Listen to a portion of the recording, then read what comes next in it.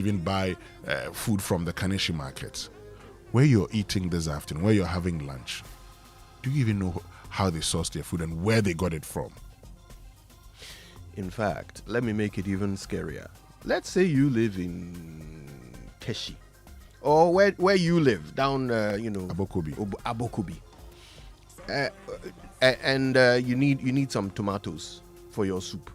You'll probably just go down the road to the lady who sells tomatoes, right? Yeah. Where does she buy her tomatoes from? Exactly. So you may not be a Kaneshi market customer, but I'm telling you that chances that there are some Kaneshi market ingredients in your food are very, very high. Now, if you look at the state of that market, you need to worry. Accra generates so much waste, 4,600 tons a day. It makes no sense that we don't know what to do with it, and that it is ending up, of all places, in the place where we sell food. It makes no sense. It doesn't. And this morning, the Environmental Service Providers Association will be joining us. We're looking at the measures they intend to use in addressing this situation. But also, I ask a very simple question. First one for the day. What does sanitation look like on your street? Okay, so send us your photos, videos, and your experiences using the hashtag your filth report here on the Super Morning Show on Joy 99.7 FM. I'm living it over. I'm feeling So coming to work this morning, Kojo, I had to take a detour. Now, the drip machines were on my road trying to, make the road motorable. Well, unfortunately, the diversion, someone just standing and tells you 10. 10 and left. And that's the end of it. And so I hit a dead end and had to return. But that's when I actually felt what many of you go through when you're stuck in traffic. Because, you always know when I leave home early, I get to work early. But for many of you, you leave home early, not because you want to get to work early, but because you know you're going to be stuck in traffic. Sometimes for 3.5 hours. Do you know what 3.5 hours of productivity is worth? Like in the monetary terms, do we know how much money we are just throwing away by sitting in traffic for hours every morning? 3.5 hours. Very good question. And that's not all, because when you're going back, you're probably spending another 3.5 hours. Oh. Now that's 7 hours. Okay, so if you consider the fact that you have 24 hours in a day and you're spending one third of it, or let's say a quarter of it in traffic. A quarter, sorry. Hey, my maths is bad. Then your productivity means you spend more time in traffic than more time being productive. You know what that means? This morning, share that traffic situation with us here on the Super Morning Show. I've already indicated we want to understand what's causing it. We'll get the Roads Ministry and the Transport Ministry to actually deal with all of that here on the Super Morning Show. But I'm excited about our conversation on agribusiness this morning, because for all of you who've been thinking of, getting into agriculture, this morning our focus is on how you can turn the regular coconuts that we always consume, the mangoes that we eat, the palm oil and everything into a business venture. And Kojo, as a farmer myself, I like it when people can make money through agriculture. This morning we're joined by the Tree Crop Development Authority here on the Super Morning Show on Joy 99.7 FM. Coming up now is the news at 6 with Mami Esinya Meche Thompson.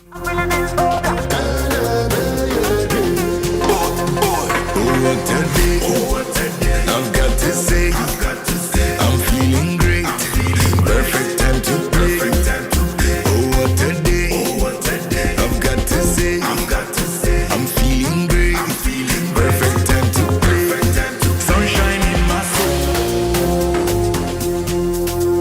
making it grow. Feeling alive.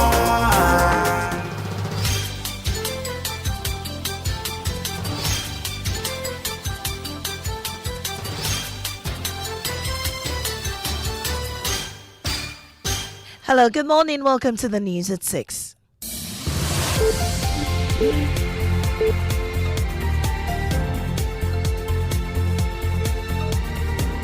The news is live on Joy 99.7 FM, hits 103.9 FM and Accra in Kumasi on Love 99.5 and in all 16 regions of Ghana via partner stations, also live on myjoyonline.com, X Spaces and YouTube. Coming up, Parliament's minority rejects Interior Minister's explanation of the whereabouts of convicted Maslock boss Sedina Tamaklo Ationu, insisting he provides records of her incarceration. Clearly, they are not forthcoming, and it is because the woman is not in prison custody. We have details coming up shortly. Also, Finance Ministry reveals Gold Board licensed over 1,000 gold buying companies, insisting exports were sourced legally and not from galamseyers. Gold Board had licensed a total of 1,184 buyers, including 2 aggregators, 67 self-financing aggregators.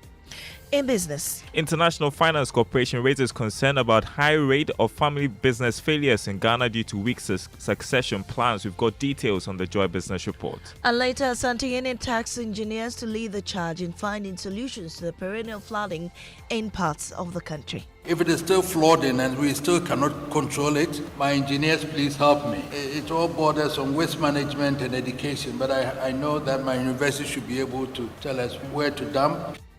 These and more with me, Mami Sinyamicha Thompson. Stay for details. Now, the minority in Parliament has rejected Interior Minister's claim that convicted former Maslock CEO Sedina Tamaklo Ationu is serving her sentence in prison custody, insisting there's no proof of her whereabouts. The dispute comes 3 weeks after her extradition to Ghana, while Interior Minister Muntaka Mubarak maintains that Sedina is in lawful custody. The minority says his explanation fails to answer key questions.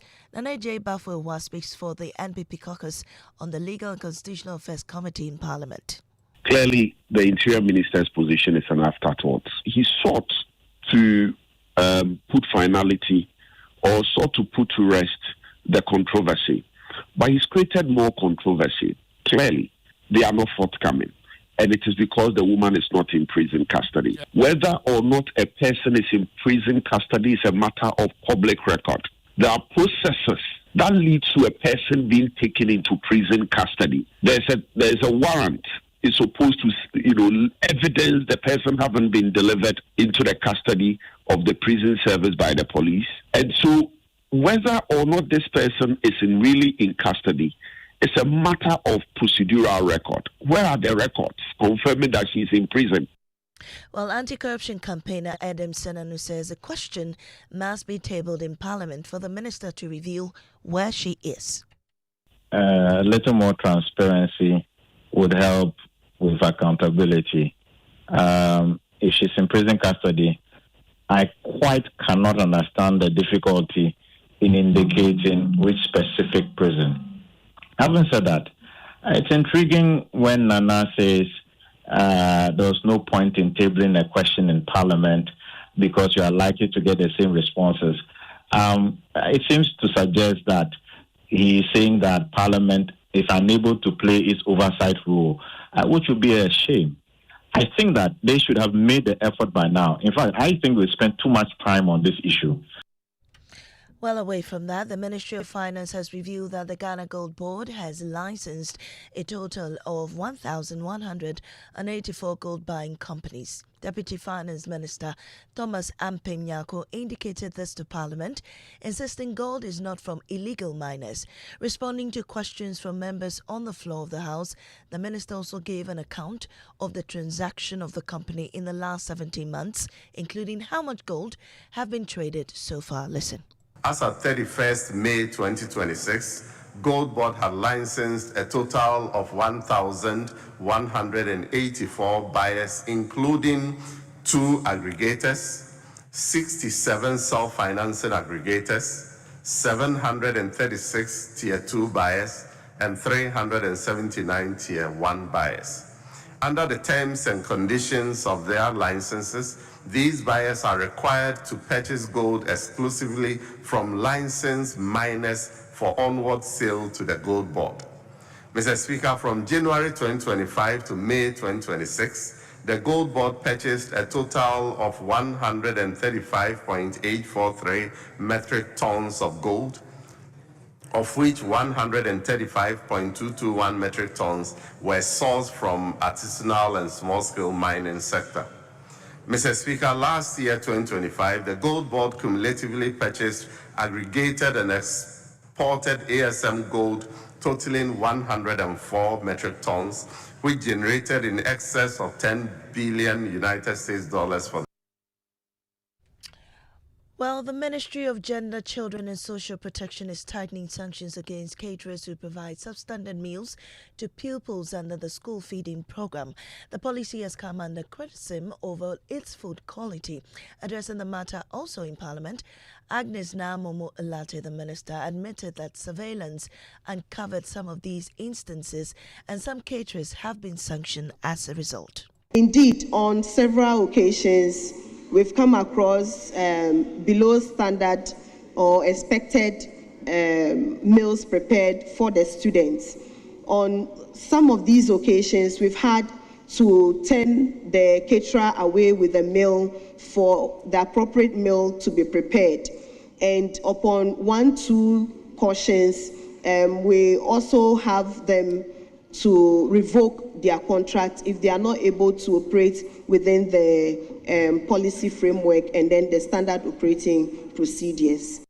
Away from Parliament, the Asantehene Otunfosetutu II has called for engineering-led solutions to rising flood risks, including those on university campuses, warning about unchecked flooding and poor waste practices. He spoke at the 75th anniversary and book launch of the Kwame Nkrumah University of Science and Technology.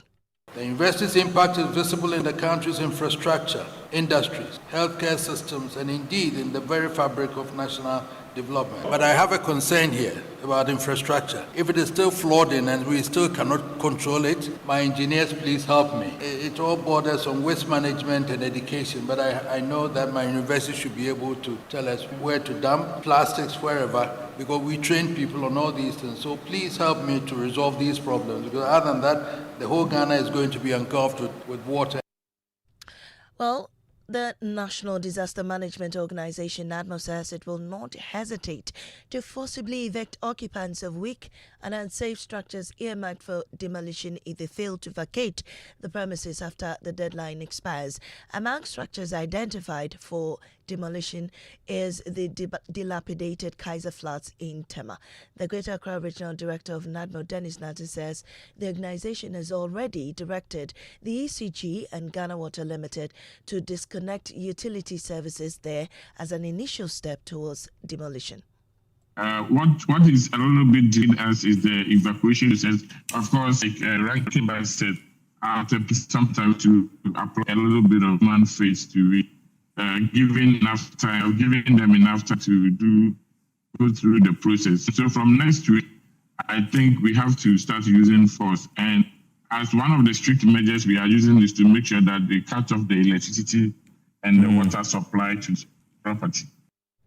The minority on the Works and Housing Committee is throwing its weight behind NADMO to go ahead without delay and demolish the weak structures to protect lives and property. Dutchman South MP is Martin J. Mensah-Kosa speaking for the minority.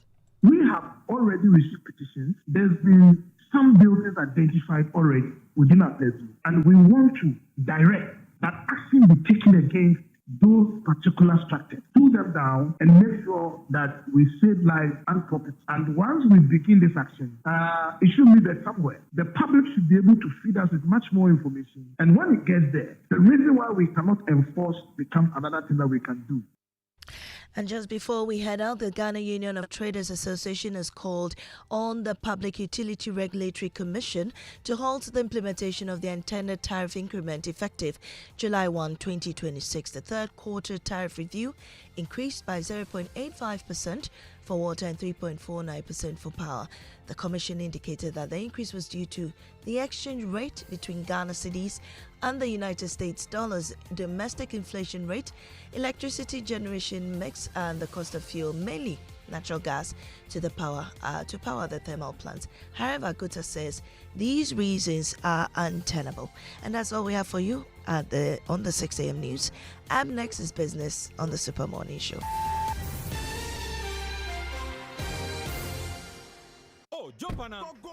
Other than the amnesty, if you find a gun with you that's not unregistered, you have to be prosecuted. So there's no prosecution. So even if, let's say, Muntaka came forward to surrender a gun, now he wants it, we'll go through the process whether he's not qualified. We'll simply tell you, no, you are not qualified, and therefore we cannot give the firearm back to you. But we'll not prosecute him. We'll not be asking where did you get it and all that. No, the amnesty covers all that. So we've done that, and we've set July 9th. That's the gun amnesty day. We are setting. Is that when it expires? No, it's expired already. Okay. So today we held a press conference to tell the world that it's expired. It's no longer, all those amnesty things, it's no longer available. The window is closed. Now we are moving from the voluntary surrender to enforcement. But now we are going to destroy what we've collected, because that's the UN law. Even if I get a brand new firearm from you, I'm not supposed to reuse it. We are supposed to destroy it. You can't give it to our security people to use it. No matter how good or excellent they are, you are supposed to destroy them. Do we have data on how many licensed guns we have in the system? Do. Okay. Except that I don't have it offhand, because normally sit with the CID. Okay. We are now, I know maybe in the discussion will come up, we are now digitalizing everything that we are doing here, and about 18 of our services are now online. So we are going to be linking up so that whatever is, whether sitting with CID or immigration, I can also see it from here. So we are now doing that. So this suspension takes immediate effect? Yeah, immediate effect. So what happens if you have a gun now and you don't return it for licensing? So what's going to subject happen yourself is to that the new protocol? what we are doing is that now we know everybody. Because those who have registered, we know your home address, we know your contact. So our hope is that in about 2 weeks, we'll start calling. Muntaka, you have a gun. We've asked that you should come back to do this. We haven't seen you. What is happening? Oh, I've traveled. Okay, so when are you back? When do we hope to see you? After about a month, if you are not coming, we'll not come and take the gun from you. So you would now physically retrieve the guns? Yes, because then you don't want to re-register it. Then we'll encourage people and give them as much opportunity, because we have a 3-month window. So we have a three months to re-register. To re-register. So we give people opportunity to go through. We'll remind people, because we have their contact and their addresses.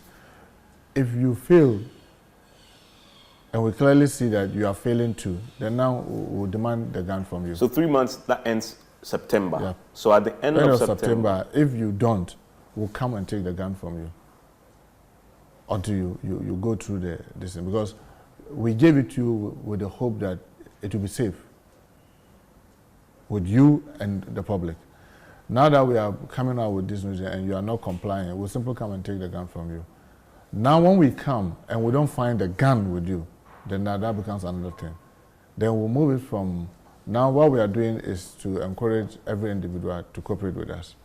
We'll move from this soft to medium, where now we'll come demand it. Then we'll escalate it to now making it a criminal offense, because then beyond the September, if we don't find a gun that you have come to register with us, then that means you have to tell us where it is. And then if we have to now go and do our own search and get it, then when we get it, then we have to prosecute you. The security, registered security companies, you've stated that you've realized that many of them are using arms. And this obviously came to light because of the Chris Asafo incident. The Chris Asafo incident, you issued a statement, a firm statement, saying you've actually revoked their license. Yeah. What did you find specifically about that case when your guys investigated? One, we realized that they were using unapproved uniform.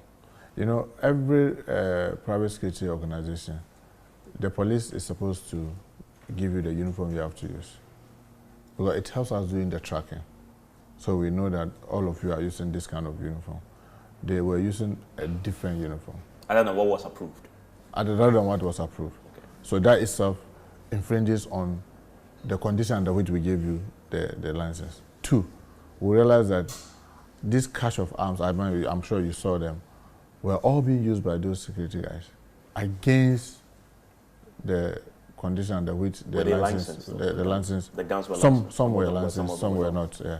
So even if you are going to focus on those that were licensed, Like I told you, I'm using individuals who are working within the environment to get these things registered and then tend to use it for different purposes. It's against the condition under which those licenses were issued. And that's the basis where we have to terminate the license. What about consequences for the owners of that business? That's it. Today they were in court. Okay. They were put before court.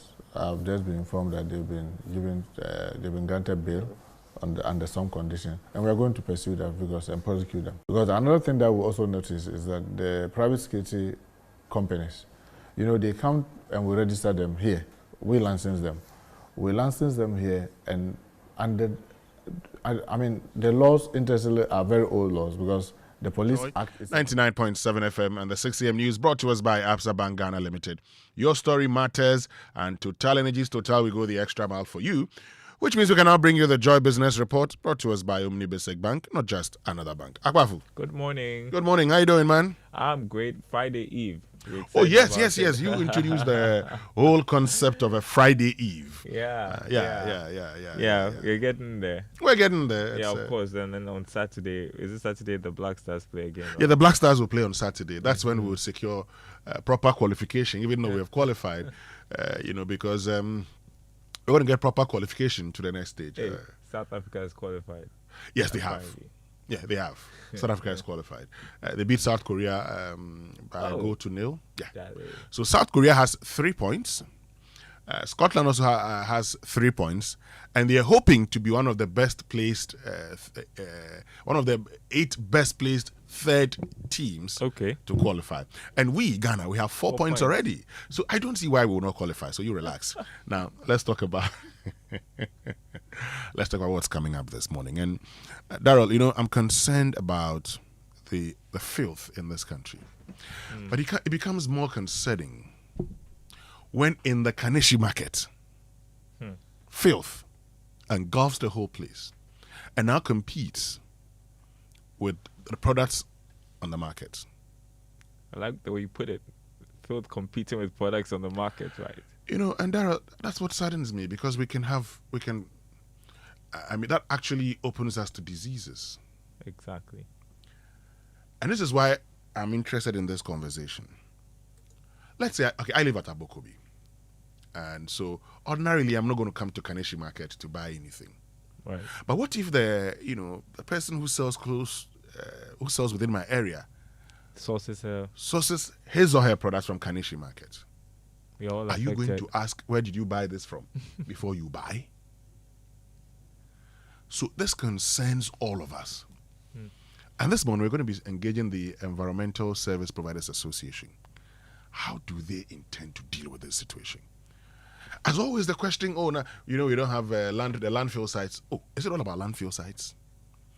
What happened to the processing that we talked about years ago? We're going to get into that conversation. But in the meantime, I also want to know what the situation is in your area, the sanitation situation where you find yourself. Use the hashtag #YourFilthReport and share it with us here on the Super Morning Show. Let's look at the videos, let's look at the pictures, and so we can draw the authorities' attention to these areas. But Daryl, have you considered farming? It's come up several times, yeah. Okay. Yesterday we were even having a conversation on mushroom farming. So yes, I was listening to you and all the processing and everything. Okay. So this morning we're going to be joined by the Dr. Andy Okra, who is head of the Tree Crop Development Authority, and we're going to be finding out how you, can actually get into, palm farms, mango, coconut, cashew, and everything. But the most important thing is how you can actually make wealth from these.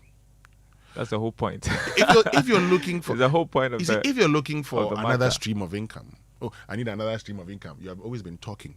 Relax. I've got a good show for you. I'm going to be showing you how you can get this. So this is a show for all of us, because like our people say,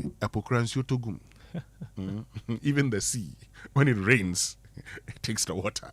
So it doesn't matter the situation you find yourself. You also need more. Once you get more, then you can also help. So we'll get into this. But this morning, my friend who is using the Kaswa Accra Road called me and was complaining around Atala. Look, where are you this morning? what's the traffic situation? Use the hashtag Traffic Watch. Let us know. We'll draw the attention of authorities. I've already told you that those on the Kpong barrier to TT Brothers, they have their that pothole filled. Maybe your area could be next. So share it with us here on the Super Morning Show on WhatsApp 055-1111-997.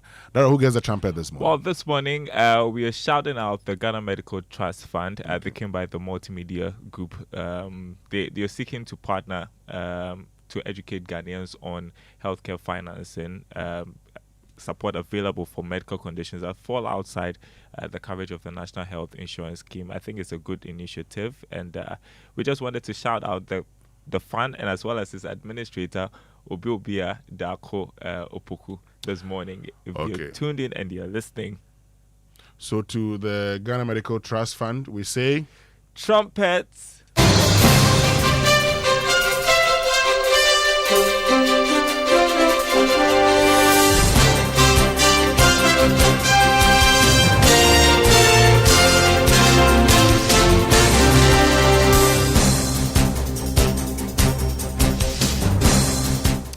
Hi, good morning. Welcome to the Joy Business Report. Coming up this morning, International Finance Corporation raises concern about high rate of family business failures in Ghana due to weak succession plans. Also, government defends decision to offer local bond issuance as new funding model for cocoa purchases later this year. Plus, we hear from the Institute of Statistical, Social and Economic Research, which says it is time for macroeconomic stability to translate into real sector growth. Details coming up.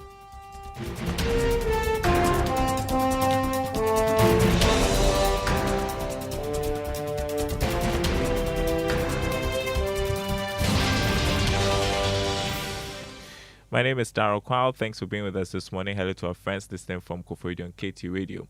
Acting Environmental, Social and Governance Advisory Lead for Africa, the International Finance Corporation, Moise Miawi, has raised concerns about the high failure rate of family-owned businesses during succession, warning that weak governance and poorly structured transitions continue to undermine business continuity across generations in Ghana. He says such developments undermine efforts aimed at starting and growing Ghanaian-owned businesses to survive for years. Mr.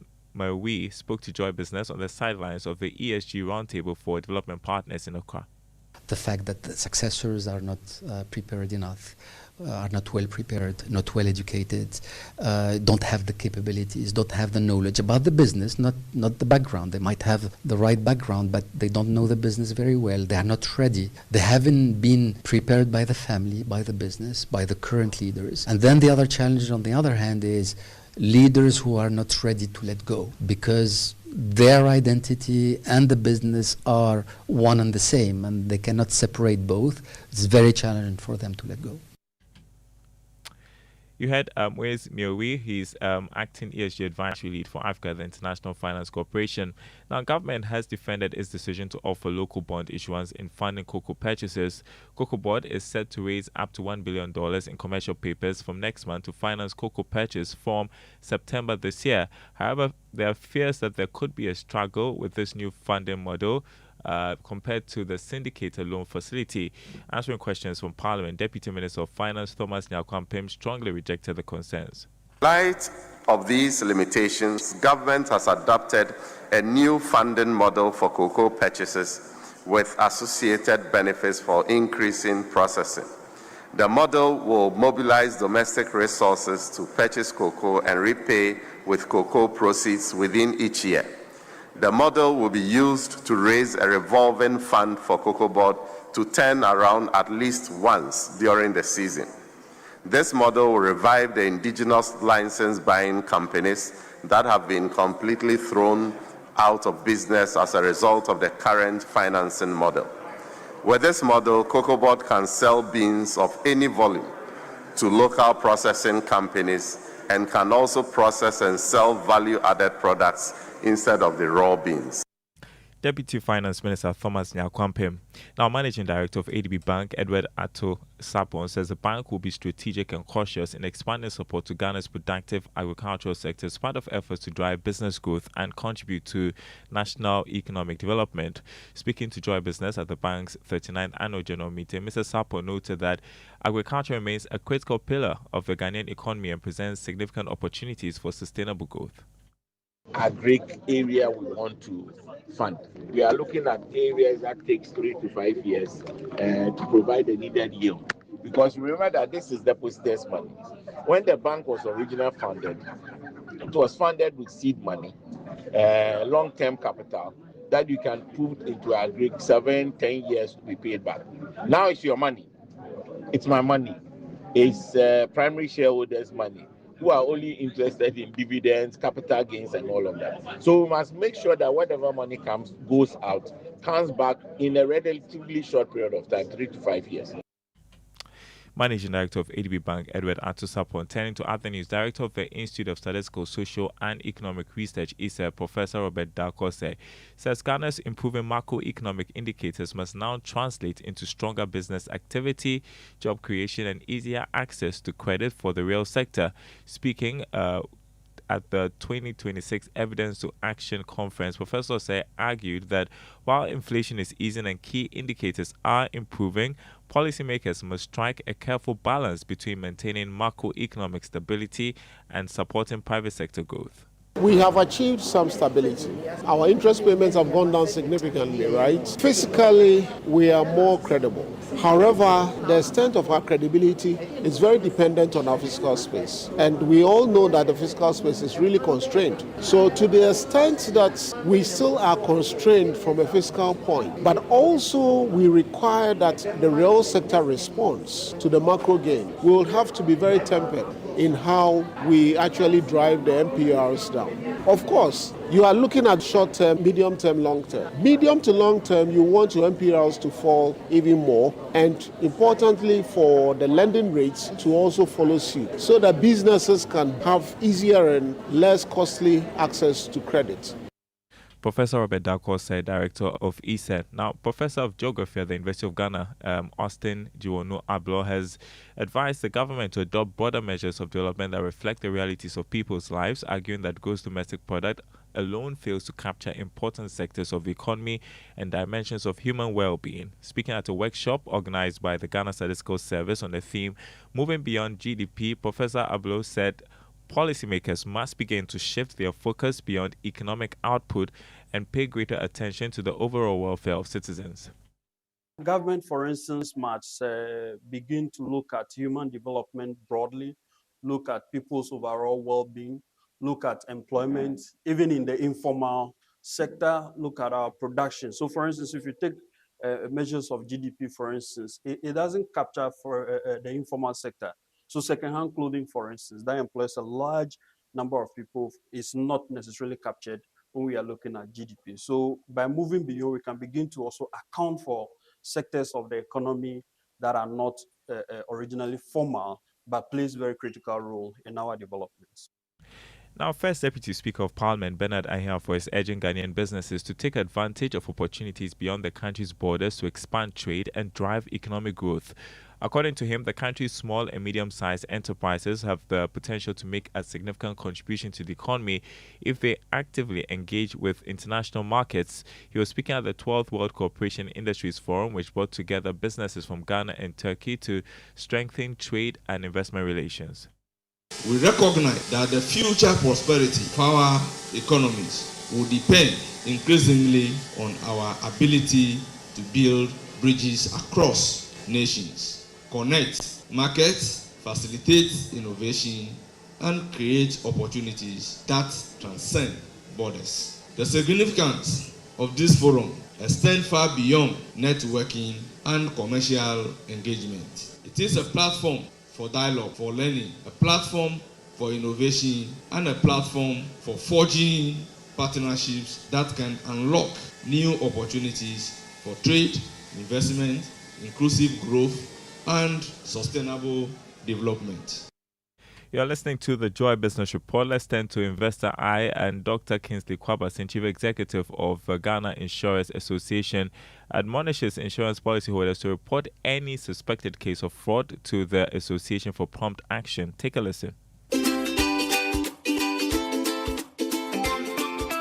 First and foremost, if you have an issue with your claims, specifically go to the company. Now, if you have a challenge, we have the Ghana Insurance Association, we have the Complaints Management and Advice Bureau that allows you to file a complaint there and even extend it to the National Insurance Commission if need be. But in most cases, by the time you finish with the GIE, you will have resolved the issue. Key thing is that don't be fraudulent yourself, because they say he who comes to your kitchen must come with clean hands. Don't come with the mindset that insurance is free money, so I'm going to find a way of stifling or taking some of the money away. Fraud is criminal and you can go to jail. And if we find anything fraudulent, we reserve the right to speak to the authorities and take you off. And crime is against the state, not against an individual company. And don't forget that if you go clean and the insurance company goes clean, then we have a clean system.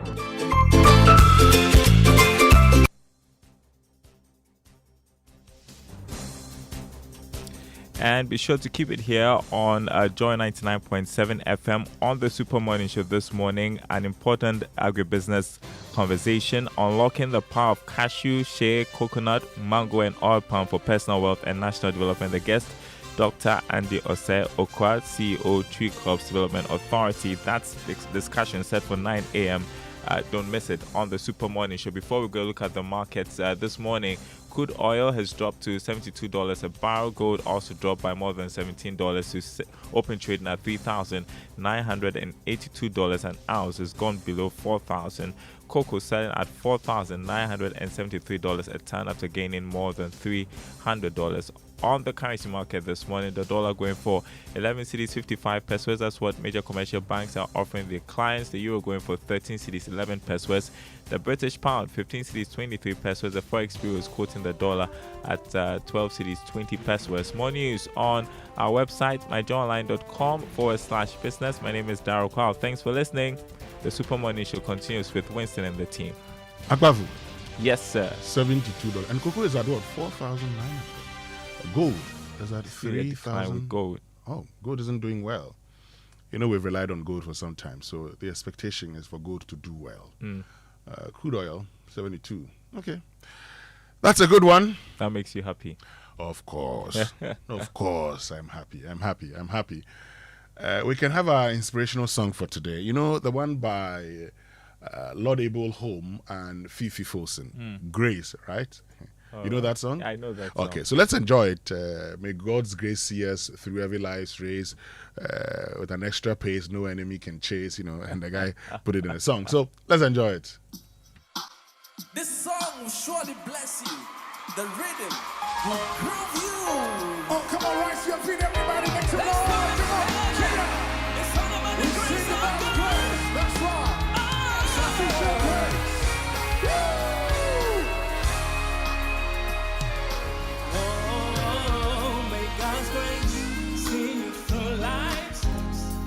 With an extra pace, no enemy can chase. May God's grace see you through life's race. With an extra pace, no enemy can chase. God's grace. Ooh, yeah. God's grace. Everybody say, may God's grace see you through life's race. With an extra pace, we can chase. Oh, may God's grace see you through life's race. With an extra pace, no enemy can change. God's grace, God's grace. We've been saved by grace, you say. We've been saved by grace.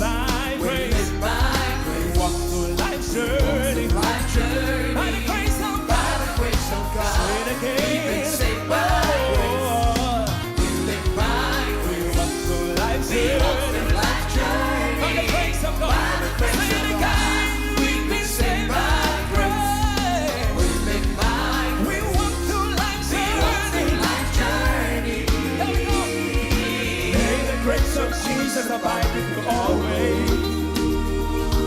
Each and every day and every hour. In the darkest night and in your brightest day, the grace of God abide with you always. Yes, God's grace. Oh yeah. Believers from His grace. Oh yeah. Yes, God's grace. As warm as an embrace. Oh yeah. Let God's grace occupy every space. Believe in Jesus now. Receive His utmost grace. Everybody say, yes, God's grace. Hey. Deliver us from this place. Yes, God. Yes, God's grace. As warm as sun embrace. God's grace. Let God's grace occupy every space. Believe in Jesus now. Yeah, and that's Laudable Home featuring Fifi Folsom. Oh, yeah. With Grace here on the Super Morning Show. That's our inspirational song for today. And so, Kojo, I'm sure you're hearing it for the first time today. Yeah, it's my first time hearing it. Well, it's a nice song. Oh, it's a nice one. I mean, the very first time that he dropped it, I just liked it, you know. So Fifi comes with the energy, doesn't he? You know, and you can feel it in the song. It's really nice. Sure. Nice work. Anyway, George Riafi joined us. El Giorgio. Hey, El Giorgio. Kojo. International El Giorgio. Kojo. How have you been, man? God is still taking good care of his children. Why are you quoting Winston? Oh, yes. So because we are the children of God. Uncle has been advising me, but I think I have to do that. I have to patent that one. In the era of Black Stars victory upon victory, you know, I remember those GTV days. You didn't kunim, that was Japan 93.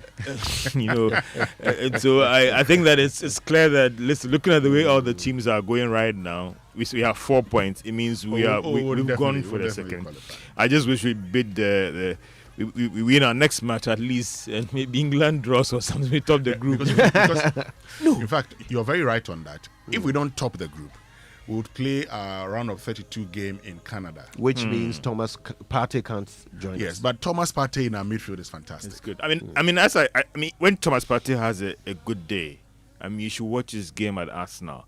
It changes the whole game of the team. Okay, George, you reminded me of Japan 93. You didn't Starless. That time, you know, before the game, those days, GBC. They start with Yedin Kunim, Yediko. Anyway, let's get into our Drive Safe campaign. It's brought to us by Joy News and the Multimedia Group, supported by Toyota Superior Quality and Imperial General Assurance Solid Protection. You know what to do. Avoid all distractions. Keep both eyes on the road and hands on the steering wheel. Be visible. Drive with your lights on at night. And that's how to ensure your safe arrival. But this morning, my tip, please fasten your seatbelt. It is very, very important. And as a driver, make sure the passengers also fasten their seatbelts. Yep. Not just you. And our fuel tip for today says, do not ignore small spills because they look harmless. Even a minor spill can create slip hazards, vapor release, and fire risk if left unattended. Clean and report it promptly. Comac reminds you that small hazards can become big emergencies. And this is brought to us by the Chamber of Oil Marketing Companies. Comac, a few tips every day here on the Super Morning Show, which means we can learn how to say it right. Brought to us by Kingdom Books at Kingdom Quality and Affordability are their hallmarks, and Societe Generale Bank Ghana. The future is you. Something must be done. You say either, I say either. Isn't it nice to see the return of Ghana's love for football? Since the Black Stars won their first game in the World Cup, everyone has started dusting off their old jerseys and hoisting high the flag of Ghana every chance they get. I know someone who eats, sleeps, and probably takes a bath in his Black Stars jersey. Now, dearly beloved, it is time we had a family conversation about the word bath. Quietly, on everyone's blind side, this has become one of the most commonly misused English words in Ghana. Bath. B-A-T-H. Bath. A container or a place in which a person can wash themselves. Bath is a noun. It is not a verb. This is important. The verb is bathe. B-A-T-H-E. Bathe. So instead of saying go and bath, say go and bathe. You could also say go and take a bath, because in that sentence, bath is still a noun. Other correct ways of saying it would include go and wash, go and have a wash, or go and take a shower. Now, take a shower only applies if you are washing yourself under running water. If you're using a bucket, you are not taking a shower. That is better described as washing or bathing.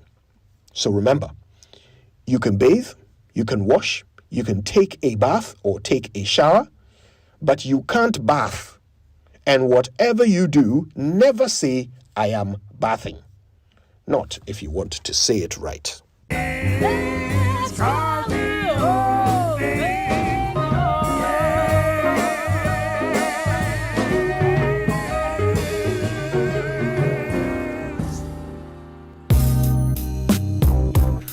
Okay, so you know how to say it right now. Go ahead and say it right. But let me tell you about Kingdom Books, because if you're looking to upgrade your workspace or restock your essentials, Kingdom Books has something special just for you. Come through and enjoy unbeatable deals on all your stationery needs, from notebooks, pens, and printers to school and office supplies. So whether you're a student, teacher, or business owner, they've got something to keep you organized and productive. They have big discounts up to 70% of top quality products. Bring your family, tell a friend, and don't miss out on these amazing offers at the Kingdom Books yard sales. So visit the Kingdom Books office at Osu from 9 a.m. to 5 p.m. daily. Kingdom Books yard sales. Shop smart, save big. For inquiries, call them on 0501 401 050 or 0244 311 955. But you know, from growing businesses to completing that building project and supporting education or family, many Ghanaians are already doing mega things with the mega loans from SG Ghana. It's now your turn with even lower, more competitive rates. Achieving your dream is now possible. With SG Ghana's mega loans promo, salaried workers of SG Ghana listed companies, pensioners, and eligible customers can access support for personal needs, family commitments, home projects, and more. There's still time, so from now till July 2026, apply and enjoy big loans at small rates, yes, very low rates, and a fast, hassle-free process that helps you to get moving sooner. Visit any SG Ghana branch near you or call 0302-214-314 for more details about the SG Ghana Mega Loans promo today. T's and C's apply. Societe Generale Ghana. The future is you. News review now, and is brought to you by Syntex Tank, a strong, a tough, Kel Charcoal Toothpaste, Happy Smile, and Star Oil, quality and affordable fuels for all. Well, let's start with the headlines. In the Daily Guide, it has naps for over 280 million smuggled meth to Australia. ECOWAS court dismisses Torkonoo's removal challenge, and also Asantehene says stay off KUNST land as Asantehene to the encroachers. Say that again. KNUST land. You forgot the N. Oh, you're behaving like Kojo Yankson. Horrible. The man who boldly said, and that's Professor Rudith King of the Kung Fu Anoche University of Hey! Anyway, let's move on. Another story it has says that our lives are in danger, so says Adjoa Safo's, and these are the lead stories in the Daily Guide. Now, the Daily Graphic for this morning, Asantehene launches book on KNUST 75th anniversary. Justice Torkonoo loses case at ECOWAS court, and lead suspect in Australia 320 kg meth shipment arrested in Accra. Gold Board purchases 135,843 tons of gold between January 2025 and May 2026, Deputy Finance Minister discloses. And the back page, Kirosh hails Asare heroics, demands final push against Croatia. SM, Benjamin Asare, SM. That's how the boys call him. Since SM. you're talking about sports, let me do sports in the Daily Guide. It says when Rooney hails our coach's tactical masterclass. In the details of the former England striker has praised the Ghanaian coach for his tactical discipline after the Black Stars frustrated England in the goalless Group L draw at the FIFA World Cup. We didn't frustrate them. We taught them football lessons. You know, and I think that indeed, I mean, praise due to where it's supposed to go. The coach is indeed a tactician, you know. He's able to read the game and respond to the game. Yeah. And I asked myself, just to follow what Kojo said, I think that Ket and Isipo really worried us. You know, we all believe in the Ghanaian dream. We all believe in giving Ghanaians an opportunity. But sometimes others may have to come in to help. You know, you're very right. I saw as a Desmond Affair, one of the assistant coaches, whom I'm told, is being prepared, eventually would become Black Stars coach. Right. And he was with Carlos Queiroz, and he's a good reader of the game. So if you watched him, at some point, Carlos Queiroz was standing with him. Yeah. They're having a conversation, and he can really read the game very well. The problem with Otuado is that technically he's bankrupt. And you could see that typical haram football, we held England in the first half. We came into the second half and tried to score within the first 15 minutes. But when we realized that by opening up, we're leaving spaces that England could capitalize and punish us, we actually went back to the haram game. And haram football, when you score one, oh boy, they call it packing But Winston, I've always said that football is about the results. You can play all the game, and if you lose, and also depending on your opponent, you actually will end up deciding on your tactical play for the day. The inside also asked about Torkonoo crashes at the ECOWAS court. Wales, in terms of where she's next, and also 13th World Cup nations call out UEFA president over uninteresting match remark. And also a nation's call, Dr. Oforisapon urges Black Stars to make history. And also the story about Ghana's salary system must reflect productivity and not inflation. So says Austin Game. Okay, now the overseer for this morning, ECOWAS court throws out Torkonoo's challenge against Ghana. 5 minority MPs petition leadership over Kenya Japan's comments on Afari military hospital visit. And former Upper West MMDCs endorse Boache Jako for NPP chairman. Now, Ewutu Senior East NDC chairman calls ceasefire, urges unity. And I'm sure you know the story between him and the member of parliament, or the alleged audio that's been making rounds and everything in what he said about their previous relationship. But NACOC arrests key suspect in $296 million Ghana-Australia meth case is also here. And Abrim NDC youth organizer gifts former constituency chairman new car. Okay, that's a good one. Which means we can go online now. And the online news review this morning is brought to us by Zenith Bank in your best interest. Let's see what's making news on myjoyonline.com this morning. George, you have that? Okay, let's share that with us. Yes. Yeah, my journal, let's start with the lead story. Says private security companies have no. Just a second. Private security companies have no right to carry guns. So says the Minister of Interior. That is one of the lead stories. And also talking about roads, the story about fix Kasawiniba Road or face 20% fare hike from June 29. So says those transport operators working on that road as well. And if you look at the other as a business page as well, the Dutch checks offenders face a 3-year ban from checkbooks and access to credit. It looks like Bank of Ghana is trying to take some tough stance on those who are issuing Dutch checks to try and deal with those issues. Those are some of the lead stories on My Joy Online. Also sports, World Cup, Resolute Black Stars hold England, and there's a story about our performance against England. Still leading up some of the stories on My Joy Online. Winston. That's good. CityNewsroom.com. Munchaka Sedina Tamaklo is in prison custody, not a private facility. So why is it difficult for the minister?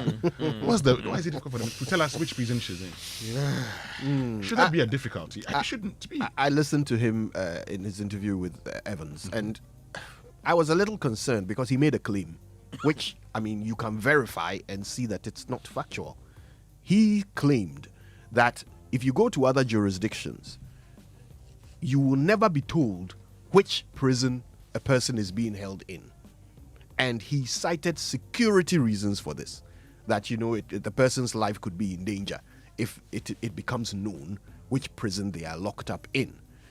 that is unfortunately not true. I mean, you can use the example of the United States, where you can Google any prisoner, and they will tell you which prison the person is being held in. It's public information. When Ken Ofori-Atta was locked up in America, were we not told where? Joy News did a whole report on it.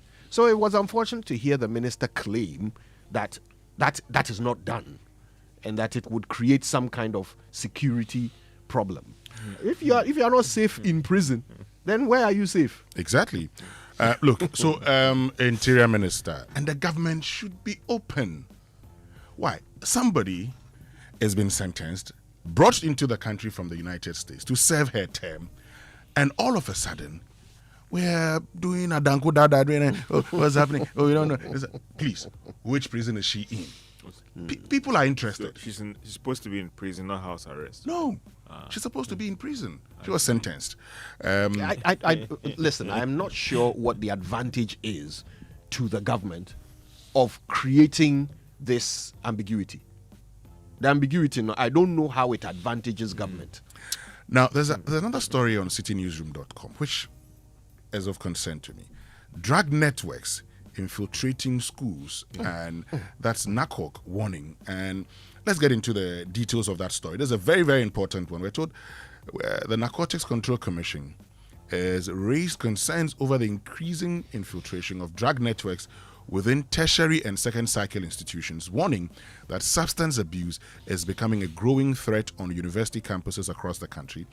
Now, the Commission said recent intelligence and enforcement operations indicate that drug-related activities are no longer confined to street-level distribution, but are increasingly being recorded within educational institutions, raising fears about the exposure of young people to narcotics at an early stage of their academic lives. Francis Amoah, who is head of public relations at the Narcotics Control Commission, said the trend reflects a wider national and global drug abuse challenge that requires urgent and coordinated intervention. He noted that even students in senior high schools are not exempt from the problem, citing instances where disciplinary actions have been taken due to drug-related cases. And we're told at a meeting that there is a girls' school in Ghana where 20 students have been asked to go home because of drugs. He added. Girls' He school? said, adding, yes, that the situation is not limited to secondary schools. He further referenced concerns from university students saying intelligence suggests drug use is increasingly visible on campuses, and that is true. And then the Interior Minister even spoke about it on PM Express as well, about how bad the situation is now and how we maybe have to deal with it, whether it's peer pressure, whether it's that plan of whatever will to be accepted among certain cliques, Now they say toffees, shito and all kind of things.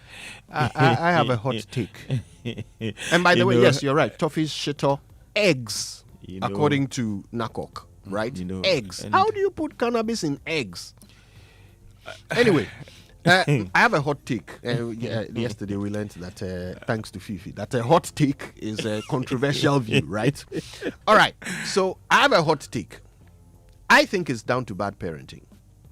I think that parenting standards have fallen over the years. And, I mean, I'm happy to be debated on it, but I think today's parent is not as good as yesterday's parent. And there may be fair reasons why, but I think that is the case.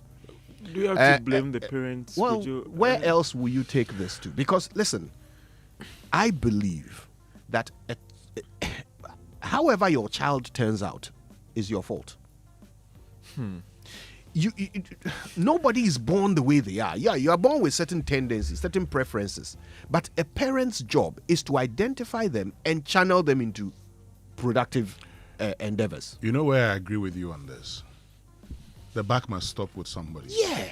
And it will stop with a parent. But we've also said, whenever we get, in the past when a child is born, the society helps raise the child. Mm-hmm. And so when you do the wrong thing, even your mother's friend can, call you, give you some lashes, then you move on. Unfortunately, today, the society we're in, it's so corrupted morally that we believe that the best way to belong are these things. And that's where I say that while the buck will stop with the parent, no doubt, society also is is fill these people. And I'll give you a typical example. Kojo, so my wife comes home after 7 p.m. when sometimes my son will be asleep. Let's say I was also working 9 to 5 or 8 to 5, and I also get home at 5 p.m. So you leave your son or your daughter in the hands of a caregiver.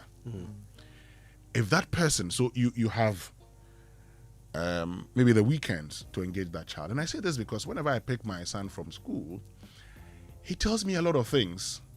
Then I get a chance to say, no, this is not right. This is right. And there was a time he said, I told him last time, it's not good to lie.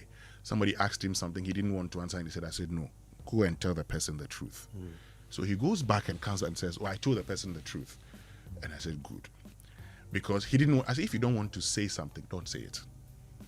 Okay? So tell that person, I don't want to tell you, but don't lie.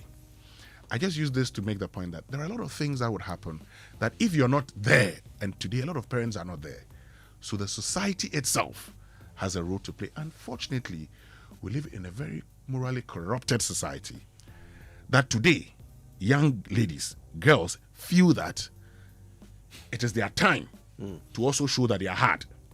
So they are taking cannabis-infused drinks, cakes. Look, even if they give you tea or whatever, any beverage in the morning is infused with cannabis. So I am happy that we've raised this issue and that, NACOC has realized it. NACOC then has a major role to play in ensuring that we are able to deal with this. But as Kojo said, parents, be involved in the upbringing of your children. Involved, Mpo. Be responsible for it. Okay, engage them. Don't assume that the schools or the nanny that you have or that person is going to do the job for you. But Winston, the discipline at our school level has also dropped so much. Again, hot take. Discipline, the face of discipline has changed. In the past, they would lash you, right? They would do something physical to you, not just your teachers, but even your seniors, right? Would discipline you in a physical way. Now, for some reason, we believe that worked. I have a different view. I don't think physical pain is discipline. But for some reason, yes, that's why I've stated that it's only my personal view. Hot mic. Right? Hot take. It's my personal view. I don't think physical pain is discipline. The discipline is just about reward and and punishment, right? And punishment doesn't always have to be physical pain. In fact, I don't see why it should be physical pain. I'll ground you. It shouldn't be physical pain. But anyway, it used to be. Now it's not. And for some reason, we haven't been able to cope with it. We haven't been able to properly replace physical pain discipline with something that works. You see?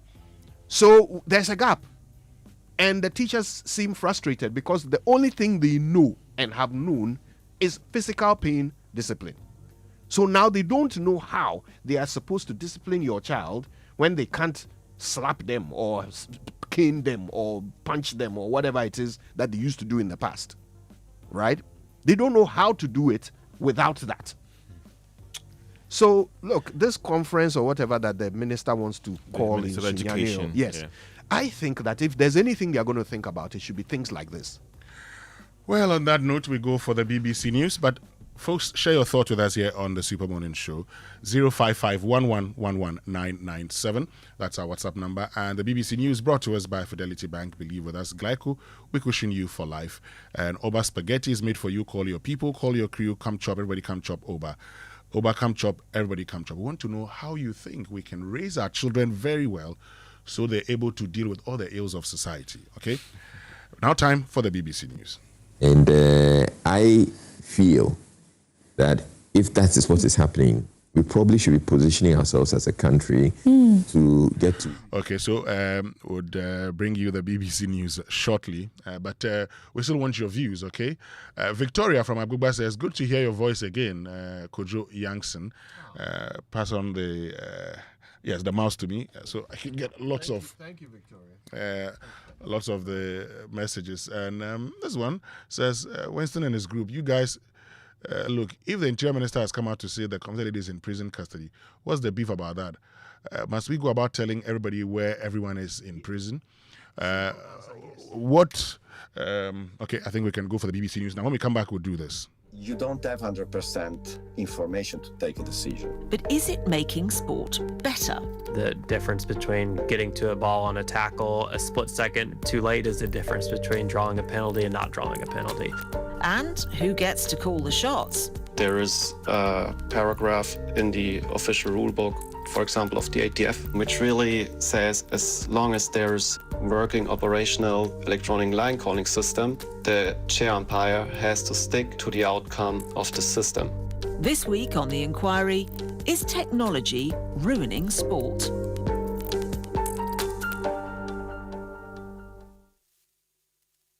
BBC News with Govinda Gill. 2 strong earthquakes have struck Venezuela in quick succession, killing at least 32 people. The interim president, Delcy Rodriguez, has declared a state of emergency, and the United States has offered to send help. Some apartments in the Venezuelan capital, Caracas, have been reduced to rubble. The city's main airport has been severely damaged and is closed. Will Grant has more details. The Interior Minister, Diosdado Cabello, has told many people to stay outside their buildings for fear of gas leaks, and gas has been switched off to some parts of the city. This is still an emerging picture. It's not clear just how many people could have been caught in those buildings, but certainly emergency services will be working through the night to try and reach them in what is a very, very serious seismic event. The price of crude oil has fallen below the level it was at before the US and Israeli war with Iran. A barrel of Brent crude, which had exceeded $110 at one stage, is now trading at about $72. The price has fallen rapidly since the US and Iran announced a ceasefire deal last week. Oil tankers that were stuck in the Strait of Hormuz are now moving again. But our Asia business correspondent, Saranjana Tawari, says some challenges remain. It will take some time. There will be some maintenance involved to be able to get the oil supplies flowing completely and globally as well. And then there is an issue of things like storage and how much countries have actually adapted to what's been happening over the past few months. Some countries will have found new markets for their oil supply. It might not be coming from the Strait of Hormuz anyway. Police in Hong Kong have arrested 2 booksellers suspected of selling material deemed to be seditious. Local media are reporting one of the items was a biography of the jailed media mogul Jimmy Lai. In February, he was sentenced to 20 years in prison after being convicted for colluding with foreign forces under a strict national security law imposed by Beijing. Letitia Wong is the owner of an independent bookshop in Hong Kong. She says conditions are difficult. We try our best to avoid self-censorship, but of course we can't say we don't do it at all. We believe that books are open and liberal by nature, and until the government says we cannot sell them, we shouldn't, for whatever reason, criminalize them on our own. Russian state media say an oil depot in the southern region of Krasnodar has been set ablaze in a drone attack. A local official said it was caused by falling debris, a description often used in the event of a Ukrainian drone strike. The depot has been hit 3 times this month. It's not far from a major crossing into occupied Crimea. World News from the BBC. A record-breaking heatwave is continuing for another day in parts of Western Europe. Forecasters in France have again warned that temperatures will reach or exceed 40 degrees Celsius in the centre and north of the country. Pierre-Antoine Denis is in the French town of Antibes. We've seen a rise in admission in hospitals in the last 24 hours or so, and also a rise in emergency calls, and also the health minister in France pleading to the people last night on national television, telling everyone, do take care of your loved ones, take care of your neighbors, look after each other. It's so important that we don't let the isolated people and vulnerable people alone in this time of need. Anti-corruption officials in Sri Lanka have arrested the son of a former justice minister. Rakitha Rajapaksa has been accused of accepting a large bribe to use his influence to try to secure the release of a suspected major drug dealer. At the time, his father was Minister of Justice and Prison Reforms. The The suspected drugs dealer remains in custody. At the Men's Football World Cup, Mexico have made it 3 wins out of 3 by beating the Czech Republic 3-0. They'd already won Group A, whose runners-up are South Africa. They qualified for the knockout stages for the first time with a 1-0 win over South Korea. Earlier, Brazil and Morocco both won to secure passage from Group C, and Switzerland and co-host Canada have qualified from Group B. One of the most intricately decorated parts of the Vatican is getting a multi-million-dollar facelift using laser technology. The restoration project will clean up 16th century frescoes and stucco reliefs attributed to the Renaissance master Raphael.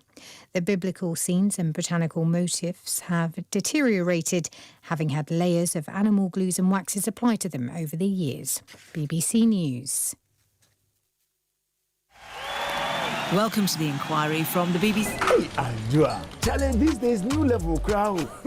Where did you pass? Me, pass somewhere. I just switched for a better life. I switched for comfort. Look, your salary deserves better. Switch? 1970 Act, and then the regulation is 1992 regulation, the 1571.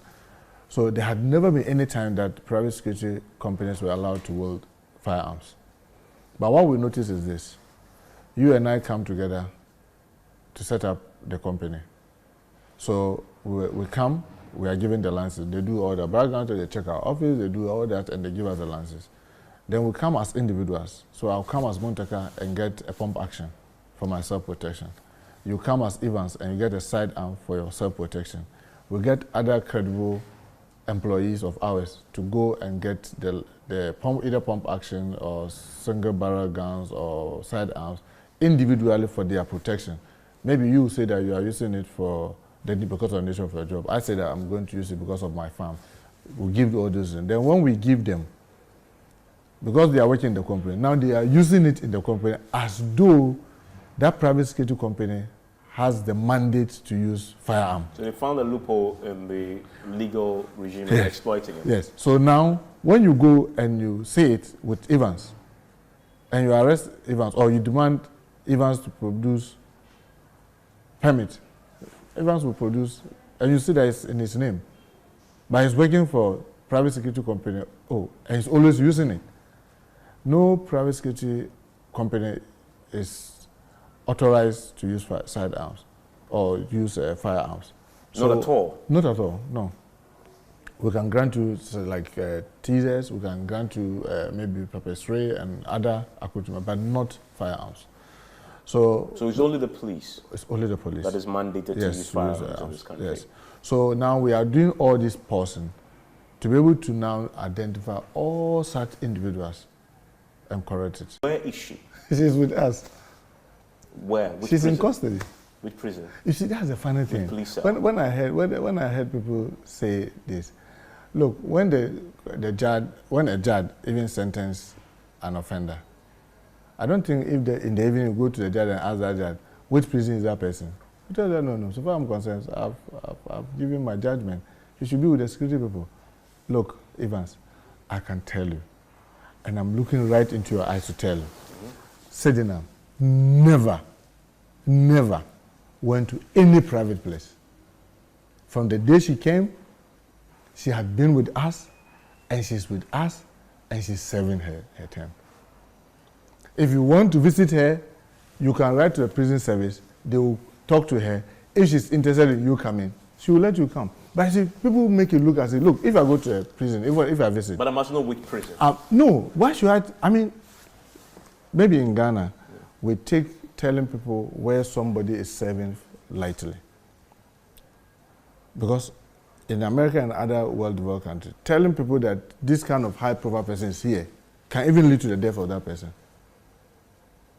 So it's for safety. So it's roots, not having introduced Ghana in a place like our major harbor, but we have our security people on the ground, and every day they are making arrests. I can tell you that in the last 1.5 years, we have, tainted assets 73 that we are frozen. that is in fraud. Assets, 73. 73 assets. Yes, in just 1.5 years. There's the prosecution related to narcotics. Done over, what do you call it? So this is the same individual cases? Individual cases. Okay. And as we speak, we, since we came over the 1.5 years, managed to get that Chief Justice to dedicate a court for narcotics control fight, which is helping us to move the cases faster. I got the Attorney General to give prosecutorial powers to the Narcotics Control Commission, which is also helping. Carrying out so many intelligence-led operations, from marijuana to the opioid to the synthetic drugs. It is really, really a major challenge. I won't sit here and tell you that, oh, this is a light thing. Our biggest worry is even when they are able to skip from our borders, get to some other destination, and then they show that, oh, this also went through Ghana, but they couldn't say it. That's our biggest worry, because we are putting a very good fight within. We believe that we should be able to prevent anybody using us as transit. Sad thing is that, unfortunately, Chieftaincy have served us well. Chieftaincy is part of our culture. Chieftaincy is part of what we are. But unfortunately, Chieftaincy is becoming a huge challenge for us. And it's sad. I mean, I'm the Minister for Interior and Supervising National Security. The reality we are beginning to forget that we have Ghanaians and trying to focus more on you are and ever, I am this, the Gomba, this is Akan, that's Akan. And I think I have told the Minister for Local Government and Chieftaincy, I think we need to try and have a national dialogue on chieftaincy, because that chieftaincy is fueling land disputes. So they talk about demarcation and all that. You see people that have lived together for ages, all of a sudden, and I always tell people, one of the worrying things for me is that when they are speaking, and you see the passion with which they are speaking, they speak to a point where they begin to lose their sense of reasoning. So it's like they are no more rational again. It's about we and them. And that is really a danger. What are we doing? I mean, Peace Council is doing a lot. And since I came, I've been trying to empower the Peace Council, try to work very hard with them, try to resource them. In fact, Peace Council, based on the act that was established, was supposed to be up to the districts. But because of resource constraint, they are only at the regional level.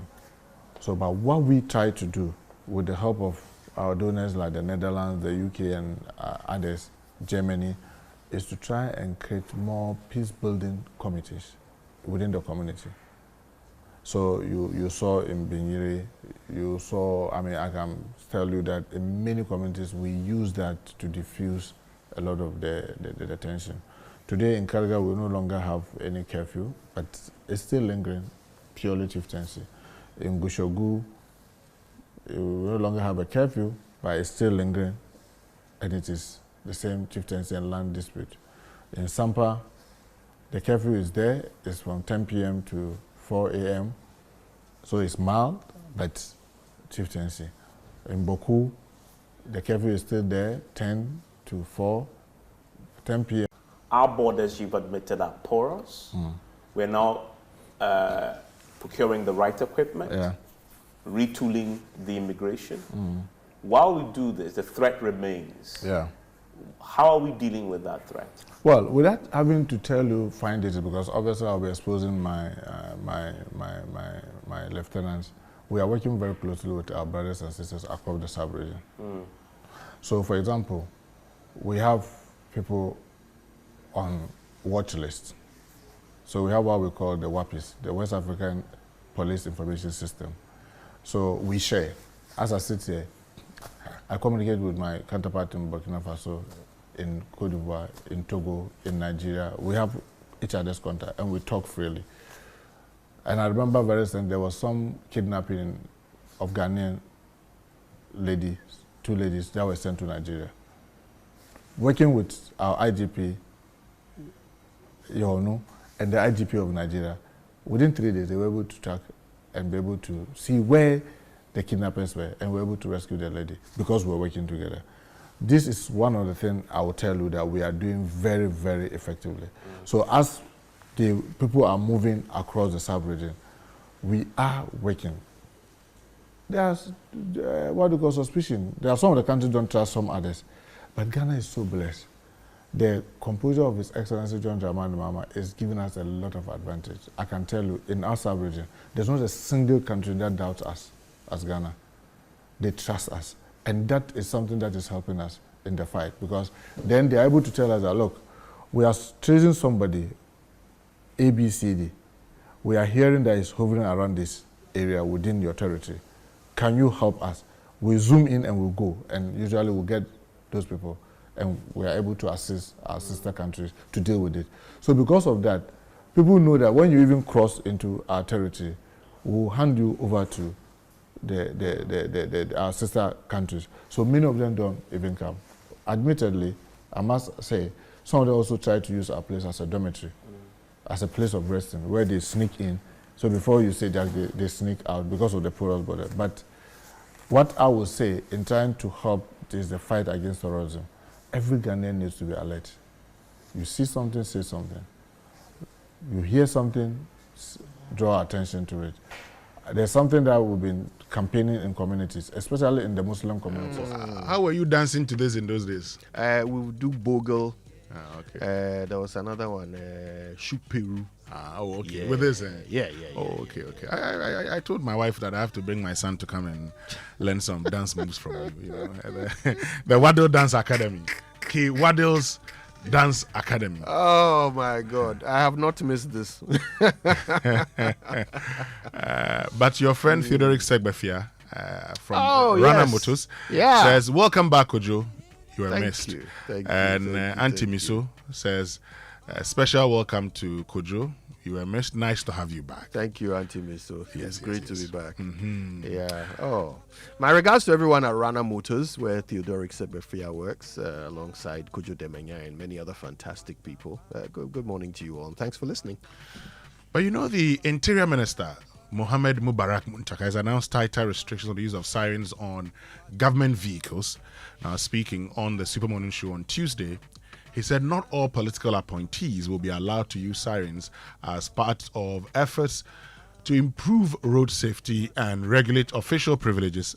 According to him, President John Mahama has directed that ministers and appointees must justify the need for sirens, with approval granted only in exceptional cases. Now, let's listen to Mohammed Mubarak Muntaka.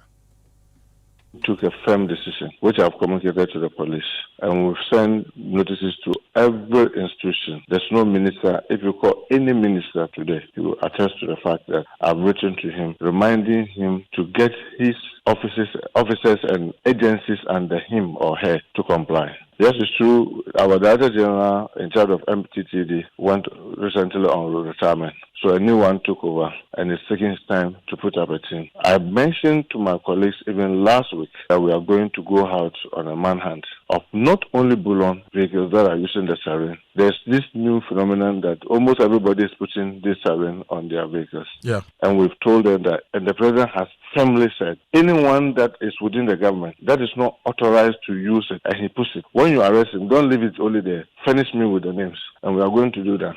And now many of them are, because they've all been asked by the President, including my own colleague ministers, that you have to apply to the Interior Minister. And then I will have to forward to his office for us to say that, okay, this person, because of ABCD, this good reason, maybe we should get him a motor rider to lead him. This other person, no. So even my own colleagues who are ministers are currently going through that, and many of them have applied, and we are processing for the Office of President to agree that ABC, because with the exception of the Defense Minister, who is led by the military, the Interior Minister, who is led by the police, and some few others, every other person is supposed to apply for it, and then the Office of President will make a determination, just to be able to create sanity on the road. So this includes the security agencies as well, because sometimes you see a fire service vehicle, not the fire tender. They are Mitsubishi Pajeros. You see immigration, you see police officers. Everybody is zooming through traffic on these are very bad roads with their SUVs and and pushing us off. So is the advice to the populace that this is not authorized? So if they are pushing us off, we should stand our ground on the roads, including the We don't want to create chaos.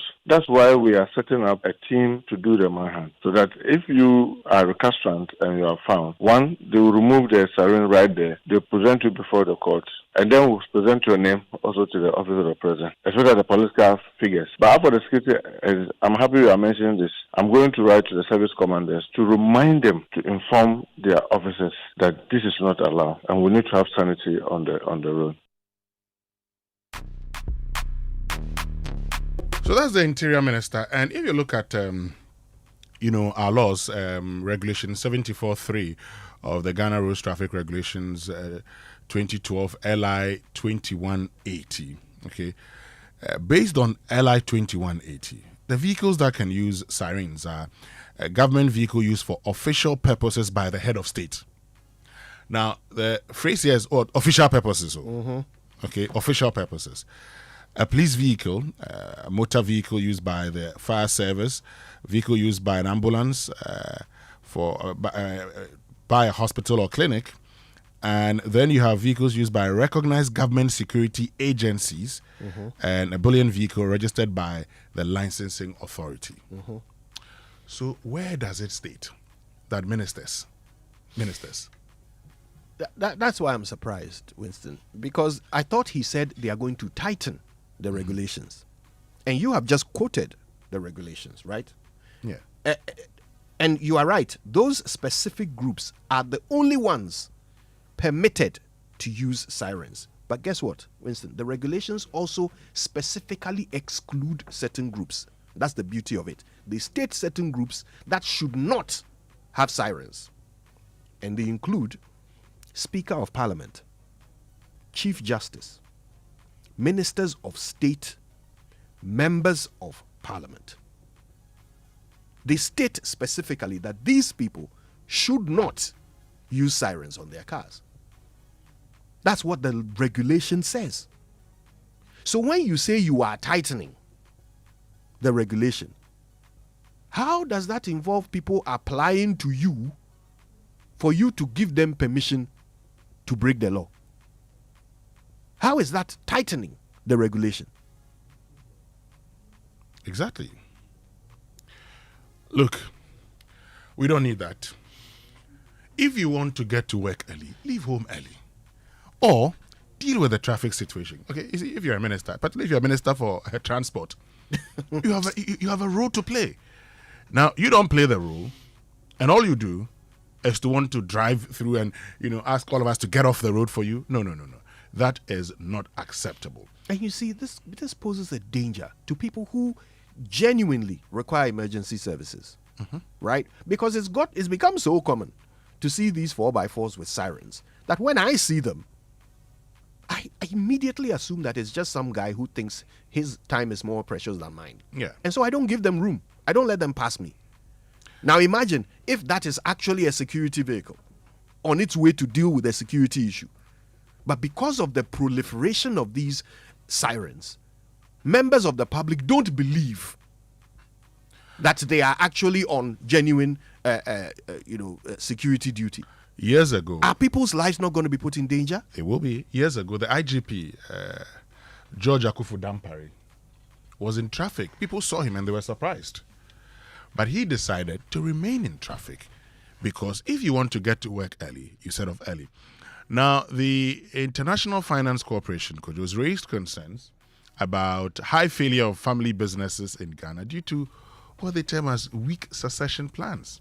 Acting Environmental, Social and Governance Advisory Lead for Africa, the International Finance Corporation, Moez Miaoyi, I like that name, has raised serious concern over the high failure of family-owned businesses during succession, warning that weak governance and poorly structured transitions continue to undermine business continuity across generations in Ghana, and stated that such developments undermine efforts aimed at starting and growing Ghanaian-owned businesses to survive for years.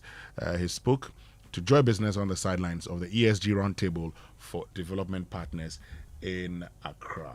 You see, the fact that the successors are not prepared enough, are not well prepared, not well educated, don't have the capabilities, don't have the knowledge about the business, not the background. They might have the right background, but they don't know the business very well. They are not ready. They haven't been prepared by the family, by the business, by the current leaders. And then the other challenge, on the other hand, is leaders who are not ready to let go, because their identity and the business are one and the same, and they cannot separate both. It's very challenging for them to let go. Okay, there you go. Sometimes they're not prepared, sometimes they do not have the interest. How do we ensure business continuity, family business continuity? You know, it's a conversation we should have. We should make time for it and talk about it, because it's true. I mean, we don't really do succession planning very well in this country. All right, and it's evident in all the land disputes that you see. You know, people don't seem to leave proper documentation about who succeeds them and who owns what, and then generations down the line, everybody's fighting. Right? There are some law firms that specialize in this. Okay, I know that Cyrus Law, for example, where Charlotte Osei plies her trade, they specialize in family business, so that if you own a business that you want to survive beyond you, talk to specialists, talk to experts who will tell you what sort of frameworks to put in place to ensure that your business will outlive you. Right? That idea that someone from your lineage must take over and all that. Yes, I mean, we all would want the business to stay in the family, but sometimes that is the way to kill it. And you've seen what's happening with the Kantanka dynasty, as you know, this dispute has turned bloody. Right? Yeah. So let's take this as a serious thing, because that's how generational wealth is created. You have to be able to pass it on, or the company has to be able to survive you, right? The company you built must survive you. But it's not going to happen automatically. You must put some deliberate thinking into it. We should talk about this later, I think. Exactly. We have to talk about this. It's very, very important, because, look, a lot of our family businesses in this country not doing well. The only ones that do well, maybe the churches, but even that one, these days we've seen the fights with the churches. But that's also because of how we're trying to even run churches like family business. Okay, and that's a problem. Okay, today you find out that many of the churches, you have a son or a daughter who is a pastor in there waiting to take over. We need to have this conversation. So I'm happy we need to have it. Yeah. But I'm sure you heard about the incredible benefits of Exilium from Total Energies. Well, let me tell you more about this premium fuel with this amazing 3-in-1 power. Because the additive-enriched fuel, cleans your engine, extends its life, and lowers your fuel consumption thanks to the cumulative effect of its anti-corrosion, anti-wear, and detergent additives. Exilium new formula also lowers your vehicle's fuel consumption while reducing CO2 emissions. And you drive, sir. Experience the difference with Total Energies Exilium new formula. Choose Exilium. Choose quality. But still to come this morning here on the Super Morning Show, your filth report, but our focus is on the Kaneshie market. Not a good scene at all. We'll be speaking to the Environmental Service Providers Association of Ghana. How are they dealing with these challenges? But as always, we do the show with you. Tell us what the situation is where you find yourself. That's the sanitation situation. On WhatsApp, use the hashtag your filth report. And we're still monitoring traffic across the capital. Where are you this morning? What's the traffic situation? Share them with us. And Franco is your leading mobile phone, accessories, and electronic retail outlet. You can purchase items such as Nokia, Samsung, iPhone, smart TVs, Franco air conditioners ranging from 1.5 HP to 2.5 HP, chest freezers, refrigerators, washing machines, microwave blenders, generators, CCTV camera. And so you can get it. There's all other phone brands and accessories from all their shops nationwide and up to 40% discounts on their digital platforms. Call the official numbers on 0246 422338 or 0555939311 or 0302225651, or download the new Franco Trading app, Franco, on the Google Play Store, or you can visit their website, francotrading.com. Franco Trading, still phone papa fee. And look, because of late, because of the rains and everything, why don't you use Oya Bus Ride, the app that puts you in control of your intercity travel? You know, with Oya Bus Ride, you can book your trips from your phone, choose your preferred seat, select your pickup location, track your journey, and even monitor driver behavior for added peace of mind. No station stress, no unnecessary hassle, just convenient travel designed around you. The pilot route currently operates between Accra and Kumasi. And with the Oya app, you can choose the route that works best for you. Download the Oya Bus Ride app today on Google Play Store or App Store and discover why your journey should begin on your phone. Oya Bus Ride, no giddy giddy. Oya, let's go. So from now till the end of October 2026, Bank of Africa is offering short-term loans at very slim rates. Yes, slim rates to salaried workers. We understand you have urgent needs to sort out, and that's why Bank of Africa gives you that quick turnaround time. Whether it's school fees, prospectus, car maintenance, or that much deserved family vacation, Bank of Africa will sort you out fast. Okay, visit the nearest bank branch or chat Fafa at boaghana.com to sign up. You may also WhatsApp 0244-338-226 for inquiries. Sometimes all you need is a quick fix. Bank of Africa, strong as a group, as close as a partner. I'm sure by now you know the secret to real water storage. It's simple. If your tank doesn't have the tortoise on it, then you know it's not the correct tank, because the tortoise tank, Sintex tank, is a champion of water tanks, strong and durable and built to handle our Ghanaian weather. So rain or shine, Sintex tank has your back. So when people go outside, check your tank, and if it doesn't have the tortoise on it, then you know it's time to upgrade. Join the Sintex tank family today and enjoy water storage that stuff like a tortoise. Call 0244-335-168 to buy now. Find one of our 400 agents nationwide. You can also shop online at syntexgh.com. Sintex tank, you're strong, you're tough.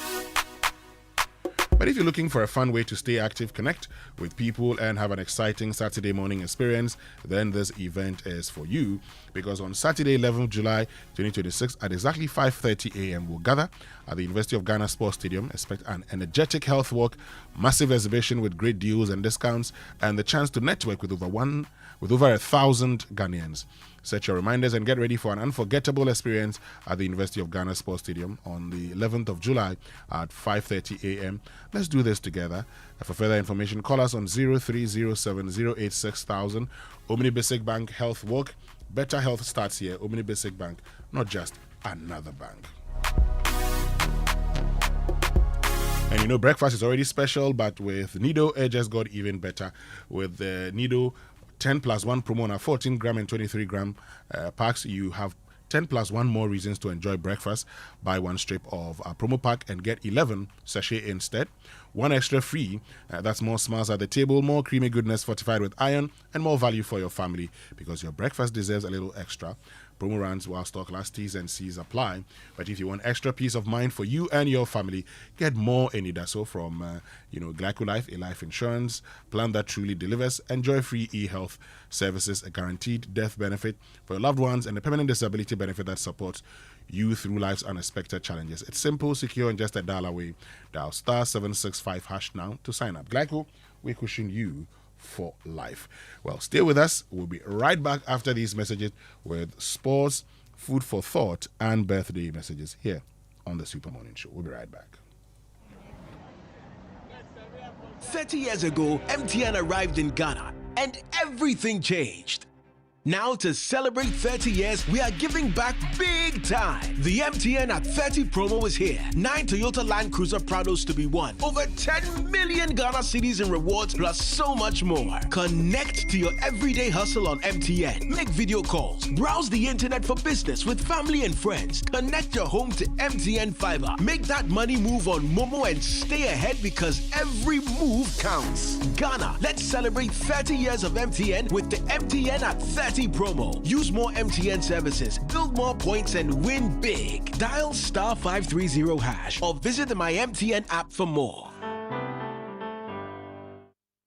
For 130 years, Standard Chartered has been there for Ghana and for you, supporting your financial aspirations and driving your business ambitions, opening doors to new possibilities, turning small dreams into big realities, and bringing banking to the palm of your hands. For 130 years. You see people that come, they look like they are beggars. Oh, because we speak the same language, Hausa, so you think that, oh, these are our brothers. No, be careful. You see people who just come in because they speak Mushi, Oh, they are brothers. You want to assist them to acquire Ghana card and this. Be very careful. Let's be watchful. Mr. Speaker, government recognizes the important role of the Ghana School Feeding Program in improving child nutrition, increasing school enrollment and retention, reducing absenteeism, and supporting local food production. Consequently, there is a long-term policy commitment to progressively strengthen and expand the program within available resources. However, Mr. Speaker, under the 2026 appropriation, the program did not receive financial clearance for further expansion to cover additional schools at this time. Notwithstanding this constraint, the ministry continues to engage relevant stakeholders and development partners to improve the sustainability and operational efficiency of the program while exploring opportunities for future expansion. We've been in consultation with the Ministry of Finance and the President himself. His Excellency John Dramani Mahama has indicated his desire to see the expansion in this regard. And if you look across the country, we are equally expanding LEAP.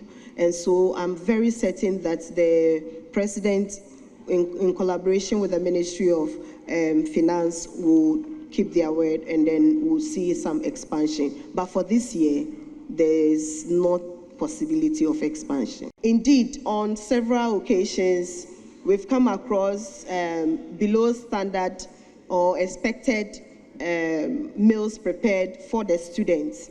On some of these occasions, we've had to turn the caterer away with a meal for the appropriate meal to be prepared.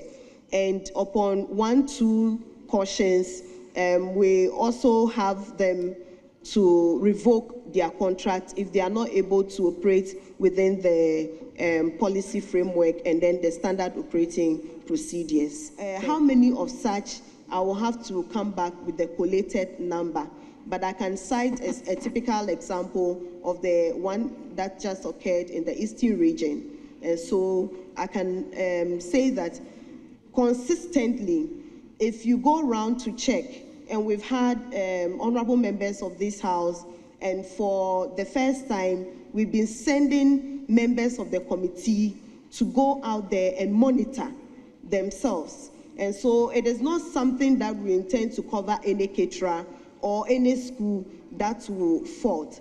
As part of the measures, I'm sure it's in one other question, as part of the measures, what we are doing is to make sure that the meals are prepared right before the teachers, they see the ingredients and make sure that they comply with all the...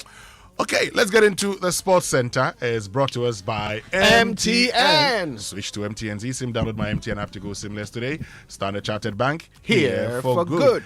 DSTV, the biggest football tournament is here. And DSTV is giving you front row seats to all the action live. It's the FIFA World Cup 2026. And it's that time when everything can wait. Even sleep can wait. DSTV, your home of entertainment and high-sense everyday prices for everyday people. Look, with the MTN at 30 promo, every call, every text, every browse, every Momo transaction, every connection to home fiber and every activity on my MTN app earns you points towards amazing rewards, including 9 brand new Toyota Land Cruiser Prados, over 10 million Ghana cedis in cash prizes, and an unforgettable experience just for you. Because every move counts, dial star 530 hash and use my MTN app to participate now, and let's stay connected everywhere you go. MTN at 30 promo, make every move count. Terms and conditions apply. And for over 130 years, Standard Chartered has been more than a bank. We've been a partner in progress, from helping establish Ghana's financial system to building businesses and connecting them to the world, from helping generations grow and protect their wealth to powering innovation and helping communities thrive. Today, we stand on 130 years of heritage to power your ambitions and unlock opportunities.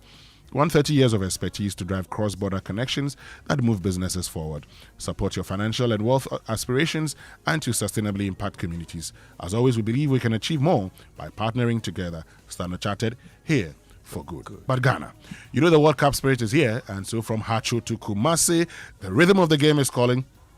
And Hisense is bringing the stadium heat right to your doorstep as we root for our own Black Stars on the world stage. Hisense is taking the experience to the next level with exclusive World Cup promo offers that you simply can't miss. Back your calendars from now to the 28th of June. That's just Sunday.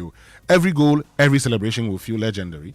Whether you're screaming goal from your bedroom, the office, or the lounge, or our televisions and sound systems are built to capture that authentic stadium atmosphere for every football lover in Ghana. Upgrade your viewing game with a massive range from the sleek 32-inch smart TVs to the mind-blowing 116. I want that one. Giant screens.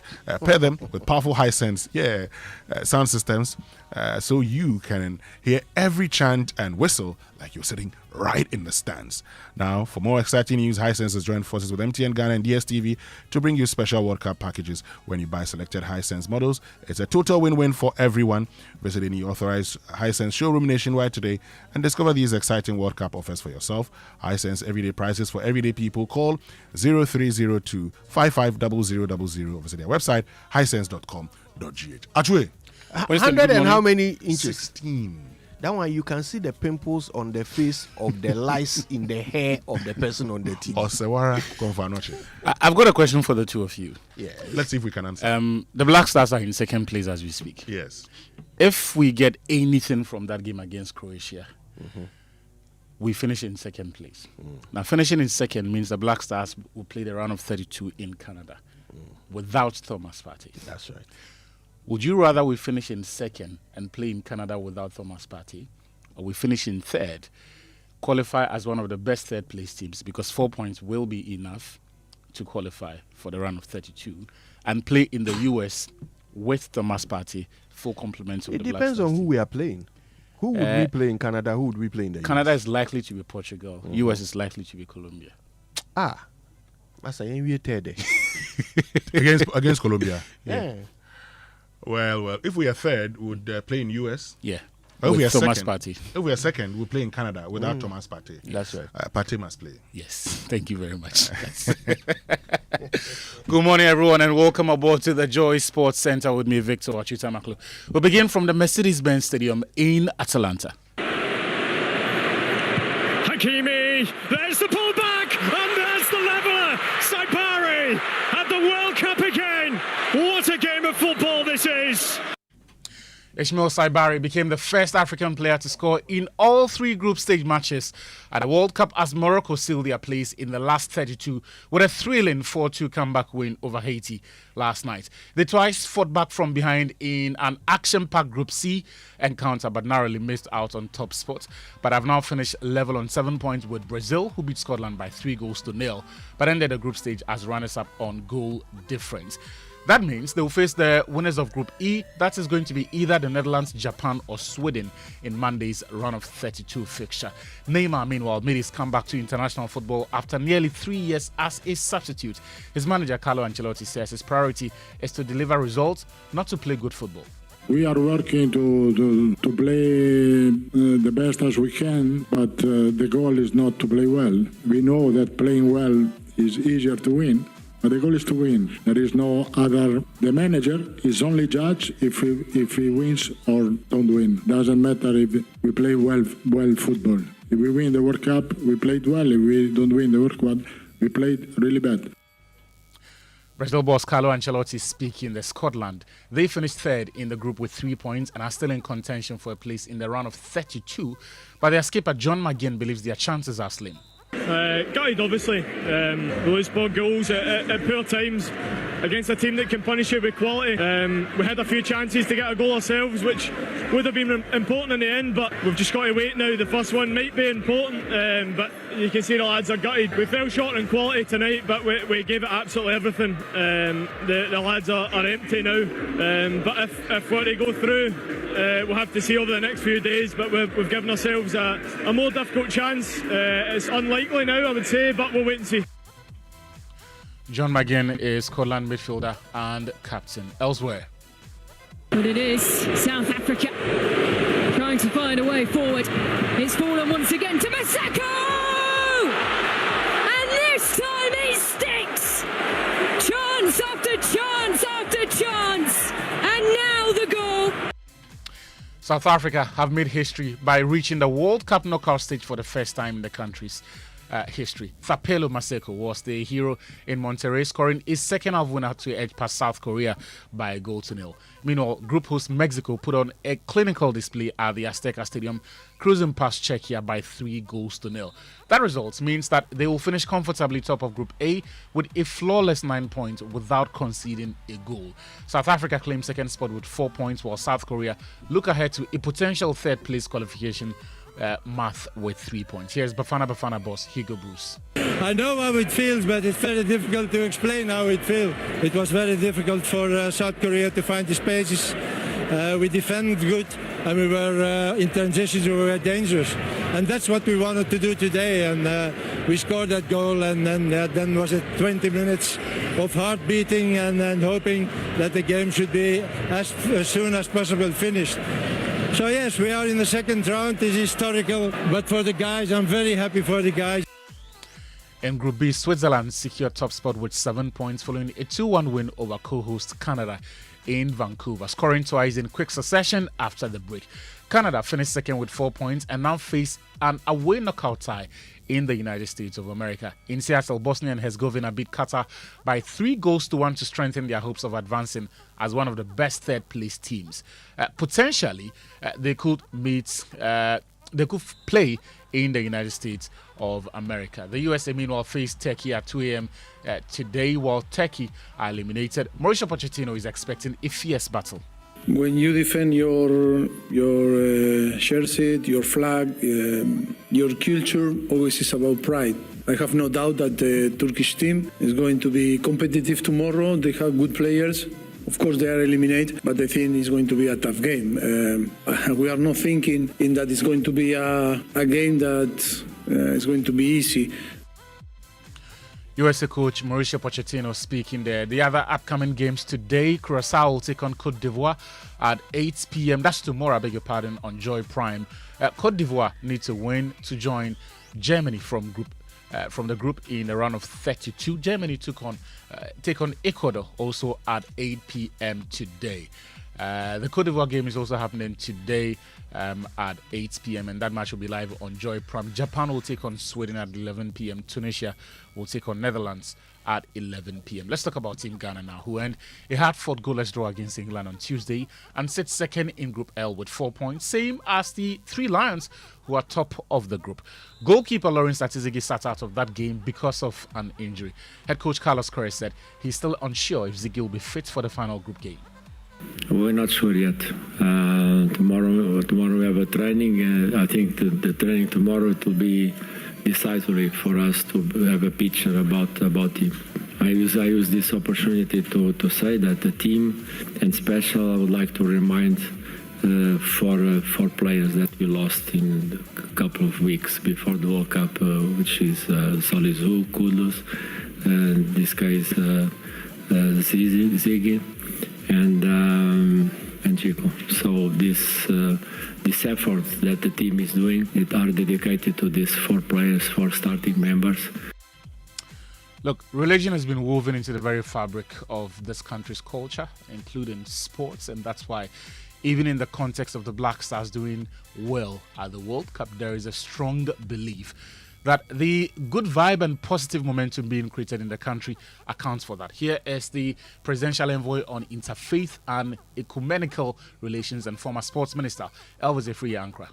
This is my personal conviction. This is not government position. This is my personal conviction. I believe that Ghana at this time, there's a certain grace and favor upon the country, okay? If you look at all the things that are going on, the economy, reparations, President Amoah is leading it, the impact is making. I believe that, you see, if you understand, now I don't want to go into eschatological issues, but there are covenants, you understand me? And I believe that God has a covenant with the country and with President Amoah. And so that grace, that aura, it affects everything we do. And so you will see, we'll go very far. Yeah, that ends the Joy Sports Center. Winston, ask your listeners for me. Would you rather we play in Canada for the round of 32 without Thomas Partey, or we play in the United States of America? Finish second and play in Canada without Partey, or finish third and play in the US with Thomas Partey. And in order to finish third, it means we must lose against Croatia. Well, yeah, that's... No, say it. We must lose against Croatia. We must get an unfavorable result. It means we must lose against Croatia. Wait, let me bring in Uncle White. Hold on, I'm going to ask Uncle this question. Okay. Because Uncle White has joined us with Food for Thought, brought to us by Roverman Productions. B. The difference. Uncle, the question is that, would you prefer we play in, we are, second and play in Canada without Thomas Partey, or we're third, play in the US with Thomas Partey? I don't think it matters. I think that if the players would understand how much their performance means to Ghanaians, it should inspire them to take on any challenge and do well no matter what. Don't forget that in life, you deal with whatever hand is given you. We often don't have the option of deciding what we want. So my hope is that what they did has brought so much joy for so many people, they would be able to take it to the next level. So, Winston, I still refuse to bet against Ghana. Okay. I get that. But that's not what you're expecting. Oh, I believe that Thomas Partey must play in that game. Okay. Based on what I saw, and the difference he made. And the difference he made. And also, his ability to control even the midfield. So he's able to, get the boys to stick to the plan. And, when Partey is in your team, well, I'm going to say something that probably would support your argument. On his day, Uncle, you're gone. If Partey has his day, you're unbeatable. Mm-hmm. But the boys must learn to play without him. After all, he will retire from the Black Stars anyway.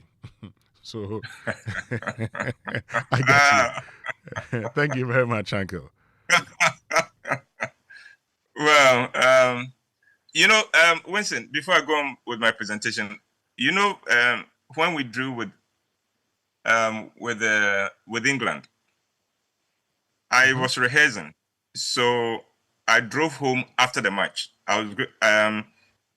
And Winston, the number of young people I saw at that time of the night wearing Ghana colors, marching and celebrating in the streets, marching all the way, jogging all the way from Nungwa to Osu and to... No, I wish that those who run this nation would understand that Ghanaians love their nation. Mm-hmm. We love our nation, and they should always try and give us something to celebrate. It was beautiful to see that time of the night and the level of joy and celebration, because people have been made to believe that we stood no chance against England, and then the boys did what they did. It's wonderful. Anyway, by that time, I'm sure you were home. You were watching. I was watching, actually. Okay. I watched first with my friends, and and as the match almost ended, I went home because post-match analysis may take another hour or two. So I said, look, let me just go and watch the rest at home. And once I got home, finished, I went to sleep. I put it to you that another reason why you went home and left your friends was so that if the results went against cautious optimism, you would be alone. Oh, but you deal with it. Oh, but there were those who also felt that Ghana was going to lose. But on the day, Uncle, when you're watching the Black Stars play, no matter how cautiously optimistic you are, we're Ghanaians, and you can't hide the fact that you're a Ghanaian. And so you can't help it. You can't help it. I mean, I support the Black Stars, but I go into every game. If they score, I am happy. But I go into every game knowing that the Black Stars can disappoint. So if they disappoint, I say, I told you. If they win, I say the players are good. And we all celebrate, and they all forget that I said that the Black Stars can disappoint. Well, they should continue to not to disappoint. Ghanaians need something to celebrate. So exactly. They should give us something to celebrate. Oh, by the way, my Love and Handcuffs, my latest play, opens to the public tomorrow at the National Theatre. It is tomorrow at the National Theatre. That's tomorrow, Friday. That is 7 p.m. And then the rest of the weekend, Saturday, is 4 p.m. and 8 p.m. Sunday, 3 shows, 1, 4 p.m. and 8 p.m. So join us.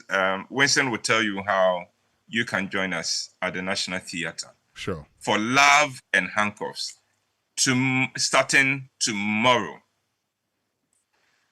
Let me call him Godwin. Godwin, in his mid-30s, runs a small restaurant at Osu and has been doing that for the last 8 years since he left Accra Technical University with a diploma in catering. In his 3rd year of running the business, a young lady walked into the premises looking for a job. Let's call her Tricia. Tricia had done poorly at a WASI, and so continuing to the university was out of the question. Besides, her family was in no position to support her, hence her having to go around looking for a job, any job. Godwin fell in love with her within minutes of meeting her. When he heard her story, he told her that he would help her to continue her education and support her financially. Tricia broke into tears. No one outside her family had ever offered to do anything for her before. She asked him, "Why would you do that for me?" Godwin said, "Because I think I love you." Tricia said, "The truth is that I think I also love you. I have been watching you for some time. I know when you come to start your day, and I know when you close. I've admired you for a long time." And so began a romantic relationship between them. Godwin committed himself to make Tricia's dream of graduating from the university a reality. Tricia's grades were so poor that the only way she could gain admission to KNUST was as a fee-paying student. She and her entire family were very grateful to Godwin, and her parents supported the relationship with a lot of enthusiasm because they were impressed that he was bearing the burden of seeing Tricia through the university. For the 4 years Tricia was a student at KNUST, Godwin made sure she lived in the best hostel and lacked nothing. And on every reopening, Godwin would drive her all the way to Kumasi on a Saturday and spend the weekend with her in Kumasi to help her settle in. Then at the end of every semester, he returned to Kumasi to pick her back to Accra.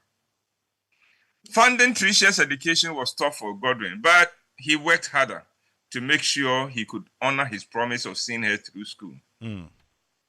For those 4 years, he suspended any plans for expansion of his business so he could focus on helping her.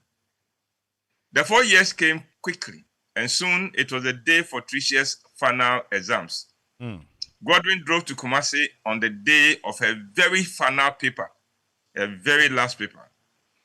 He got to Kumasi before the paper was over because he wanted to be at the car park of the exams hall to be the first to congratulate her for finishing school. Wow. He had Winston, some people know how to love her. He had a bouquet of flowers and an expensive bottle of wine for the occasion. When the paper was over and Tricia came out, Godwin walked up to her. But before he could say anything, Tricia said, "Wait for me in the car. I'll be with you." And then she spent time hugging some of her classmates and taking pictures with them. Godwin was kept waiting for 30 minutes. When Tricia finally came to the car, she said, "We need to talk, Godwin." Godwin said, "Sure, we can talk on our way back to Accra." Tricia said, "No, we need to talk now, right here." Godwin cut off the engine and said, "Okay, what do you have on your mind?" Tricia said, "Godwin, I thank God that you came into my life when you did. I will always be grateful to you for helping me finish university. But I've been thinking and reviewing our relationship. The more I think about it, the more I realize that you are not the man for me. You have done so much for me, but you are not the man for me. Oh. And so this is to say thank you for everything and goodbye." And before he could process what was happening, she gave him a quick kiss and got out of the car. Gordon was stunned and he felt numb. He has no idea how long he sat in his car. When he came to himself, he thought it was already a dream, and so he drove to the hostel to be sure it was not a dream. At the hostel, he was told that Tricia had already left for Accra by air about 30 minutes ago. I have been celebrating the joys and tribulations of being a man this month. You know, a woman does not get into a relationship with a man without a clear reason or agenda. The agenda may not always be to take undue advantage of the man, but there is always a very good reason a woman says yes to a man or allows a man to sleep with her. The agenda or reason could be marriage, or money, or material support, or a job, or grades in school, or a baby, or a house, a car, and the list goes on. When the agenda is met, or the reason is satisfied, the chances that the girl will dispose of the man without any ceremonies is very high. And until men understand that and discover the real reason a woman says yes to them, there will always be a Godwin, a boy who helps a girl achieve her dreams and is left with nothing to show for his sacrifices. This morning, my message is simple. Let not boys remain naive when it comes to helping girls or dealing with girls. We boys will do ourselves a lot of good if we would accept that the average girl can be very calculating and intentional. And so we should be careful in every association with them. The Bible says, "For lack of knowledge, my people perish." I would like to adopt that line and say, "For lack of knowledge of the female species, men perish." The truth is, men have a lot to learn, but the reality is that most men simply do not want to learn. It is sad. And so there will always be a Godwin. And Winston, that's my presentation for this morning. Hey, Uncle, this is your presentation. My friend Rudolph Dogbe, I call him Kokwaigbe, sent me a message. He says that, "Master, stop shouting, hey. You see, you know, be romantic, so you dey shock." Okay. Kokwaigbe, thank you, Mr. Romantic. But Uncle, you have a visitor. Can you see him? Yes, handsome. Aglebo. Hi, handsome. Hi. I've missed you, pal, Aglebo. Yeah, I have missed you even more. But I've missed you more. Kojo. Yeah, Aglebo. Have you had this situation where a friend of yours, I know it can't be you, a friend of yours has helped a girl, and at the end has been left holding an empty can? Oh, a friend of mine has had that experience many times. Uncle, I like how the question was framed. It has happened to a friend of mine. Emphasis on friend. On a very good friend of ours. But you see, Uncle, the story you shared today, actually supports my definition of love. That love is simply a means of fulfilling one's selfish desires. Well, you are not too wrong, because I believe that there's nothing like unconditional love. Okay. There is always a reason for it. But unfortunately, and Winston and Kojo, unfortunately, this is where it gets dicey for the men. For the average man, his reason for getting into a relationship with a girl is pleasure or sexual gratification. With the women, they ask for something more. We just want sexual gratification, and so that is our misfortune. For all the Godwins listening to us this morning, may God grant you strength. Uncle, we should start asking for more. Is it? We should start asking for more as men. No, Kojo, when you go in for the pleasure, and she is asking, she wants a degree, like in the case of Godwin. She's got a degree. After 4 years, what do you have to show for it? Nothing. Lots of pleasure. How do you measure that? How do you measure that? Anyway, this is food for thought, Uncle. We'll think about it. One of these days, we must have this conversation in detail. But Uncle, thank you very much for joining us with food for thought this morning. But tomorrow, love and handcuffs. At the National Theatre. National Theatre. It's open to the public. Yes, thank you very, very much, Uncle White. Time now for the Business Minute, brought to us by Anointed Engineering Services, the generator experts. Hello, welcome to the Joy Business Minute, brought to you by Anointed Engineering Services Limited, the generator experts. The International Finance Corporation has raised concerns over the high failure rate of family-owned businesses in Ghana during succession. Acting ESG Advisory Lead for Africa, Moise Mioui, says weak governance and poorly planned transitions are threatening business continuity.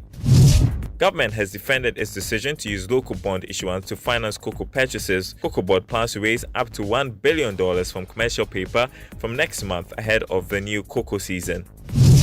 Director of ESA, Professor Robert Darkon Osei, says Ghana's improving macroeconomic indicators must now translate into stronger business activity, jobs, and easier access to credit for businesses.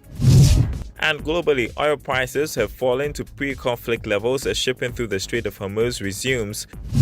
And that's the Joy Business Minute, brought to you by Anointed Engineering Services Limited, the generator experts.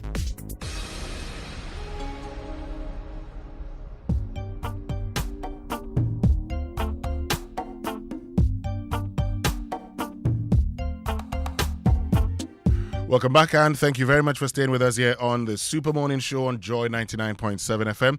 And Anointed Engineering Services Limited, now they're into the sale of ultra silent, fuel efficient diesel generating sets with sizes ranging from 5 kVA to 3,000 kVA at competitive prices. And for every generator you acquire, you'll enjoy a 5-year warranty. You also want to take maintenance and repairs of all kinds of diesel generating sets. Their services include a 24-hour emergency service, sale of genuine spare parts, reliable rental service, professional advice, and sale of tower lights and rental. Locate their East Legon branch at 26 Boundary Road, Legon, close to AH Hotel, and their head office at number 77 Anointed House on the main Odoko-Balam Highway, near the Odoko traffic light. They also have 21 branches nationwide and are into skill training. They have a training school that trains students in generators and plants, auto mechanics, electricals, controls, solar installations, offering 80% hands-on training and 20% theory. So call them on 0243 480 334 or 0246 423534. Anointed, the generator experts. In partnership with the National Theatre and Joy FM, Roverman Productions presents an Ebuwat original play, and Kojo, Love and Handcuffs. So Dave receives a mysterious visitor whose shocking request turns his quiet life upside down. Suddenly the police are involved, danger flies around the house, And Mabel won't stop interrogating him. That's his wife, Mabel, won't stop interrogating him. To make matters worse, the thief falls in love, and Dave has the final say. Love and Handcuffs is a hilarious roller coaster of chaos, romance, and non-stop surprises. Love and Handcuffs shows on the 26th, 27th, 28th of June, and then on the 3rd, 4th, and 5th of July, the National Theatre. Rates 300 per show for individuals and 500 per show for couples, and 225 cedis for holders of the Roverman Loyalty Card.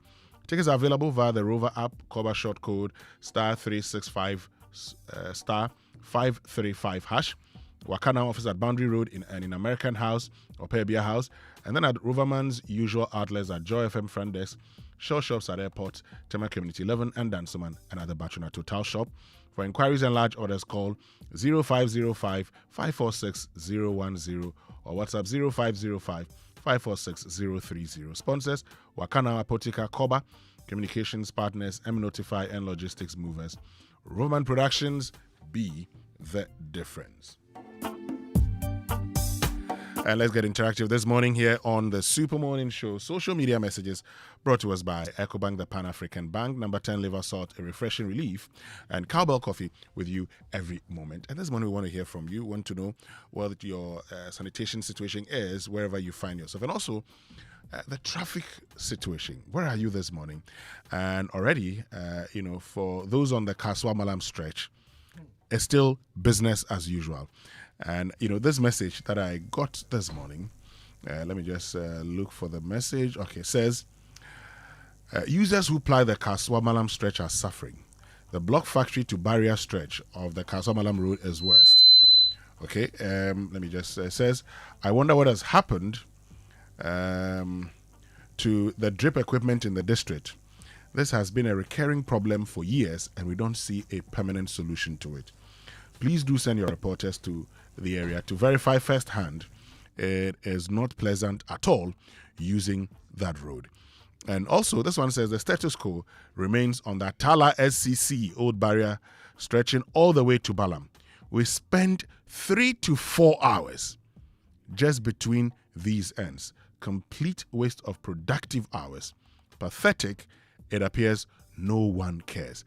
And the challenge with the Malam road is simply a pothole at Malam Junction. So what's the difficulty?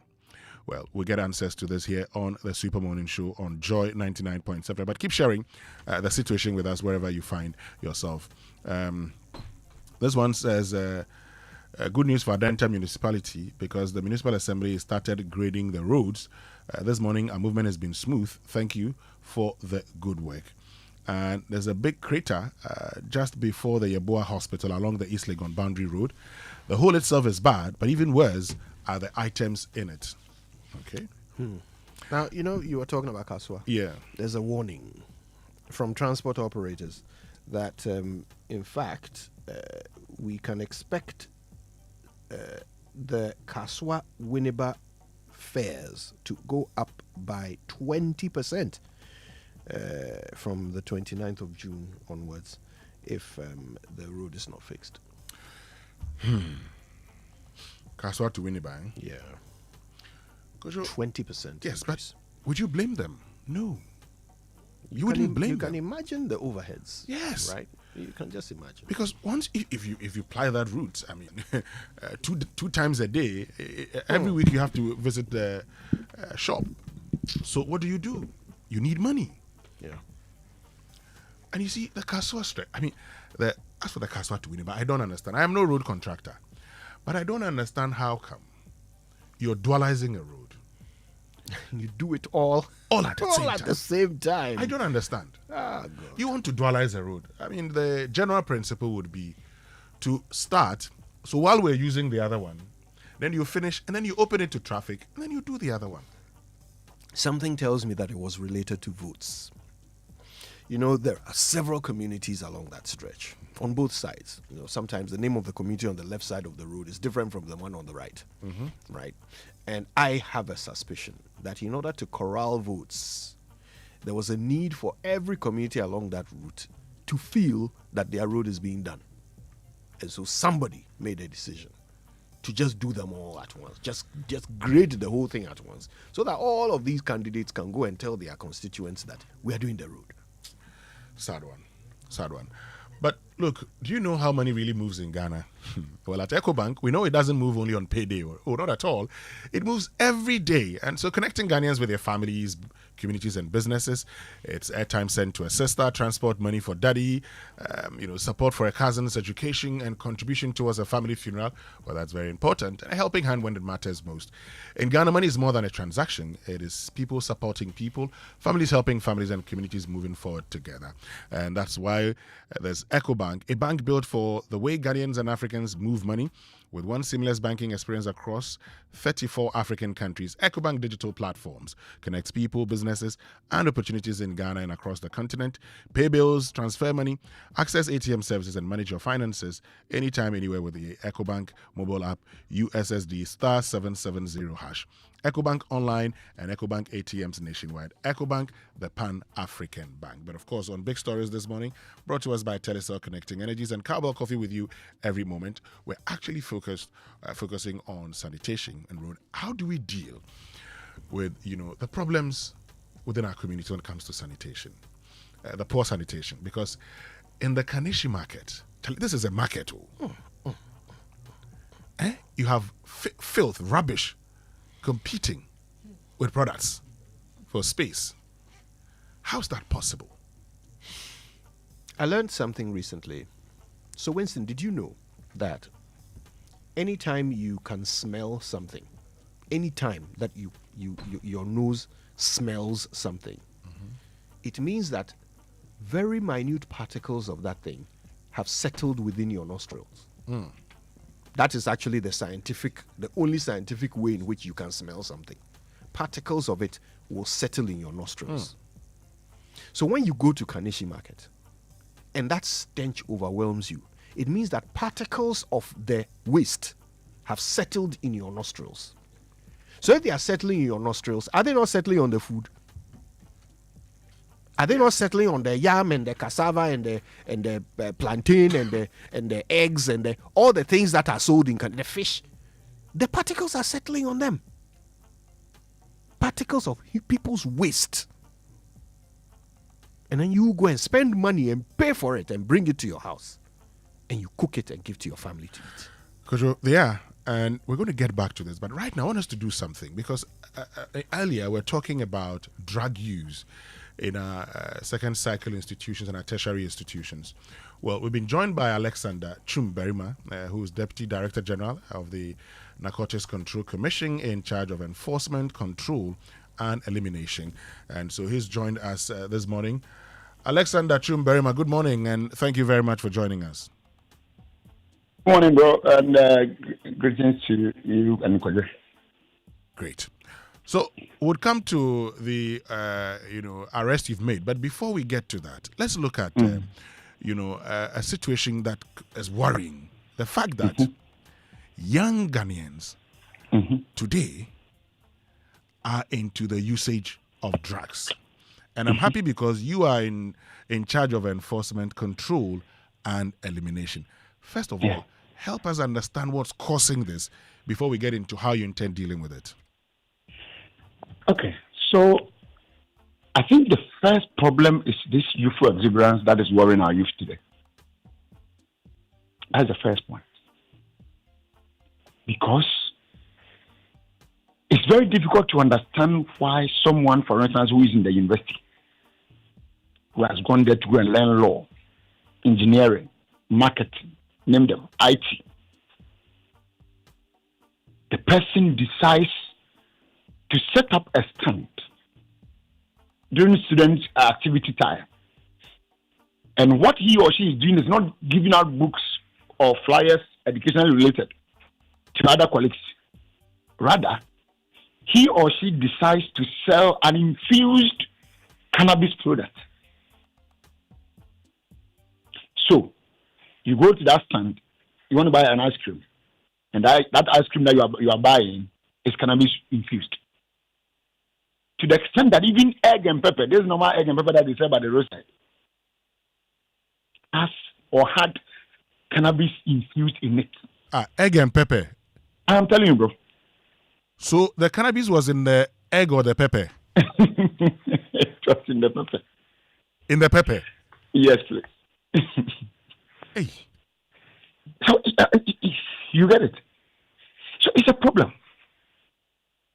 And these are people that you expect rationality from their actions. But look at what we are seeing. And there were even those who were selling raw cannabis to other college students to take and get destroyed. You can't sit and allow this. I remember we met my brother Operationalizing minister, and he was giving us a research or a survey that they have conducted.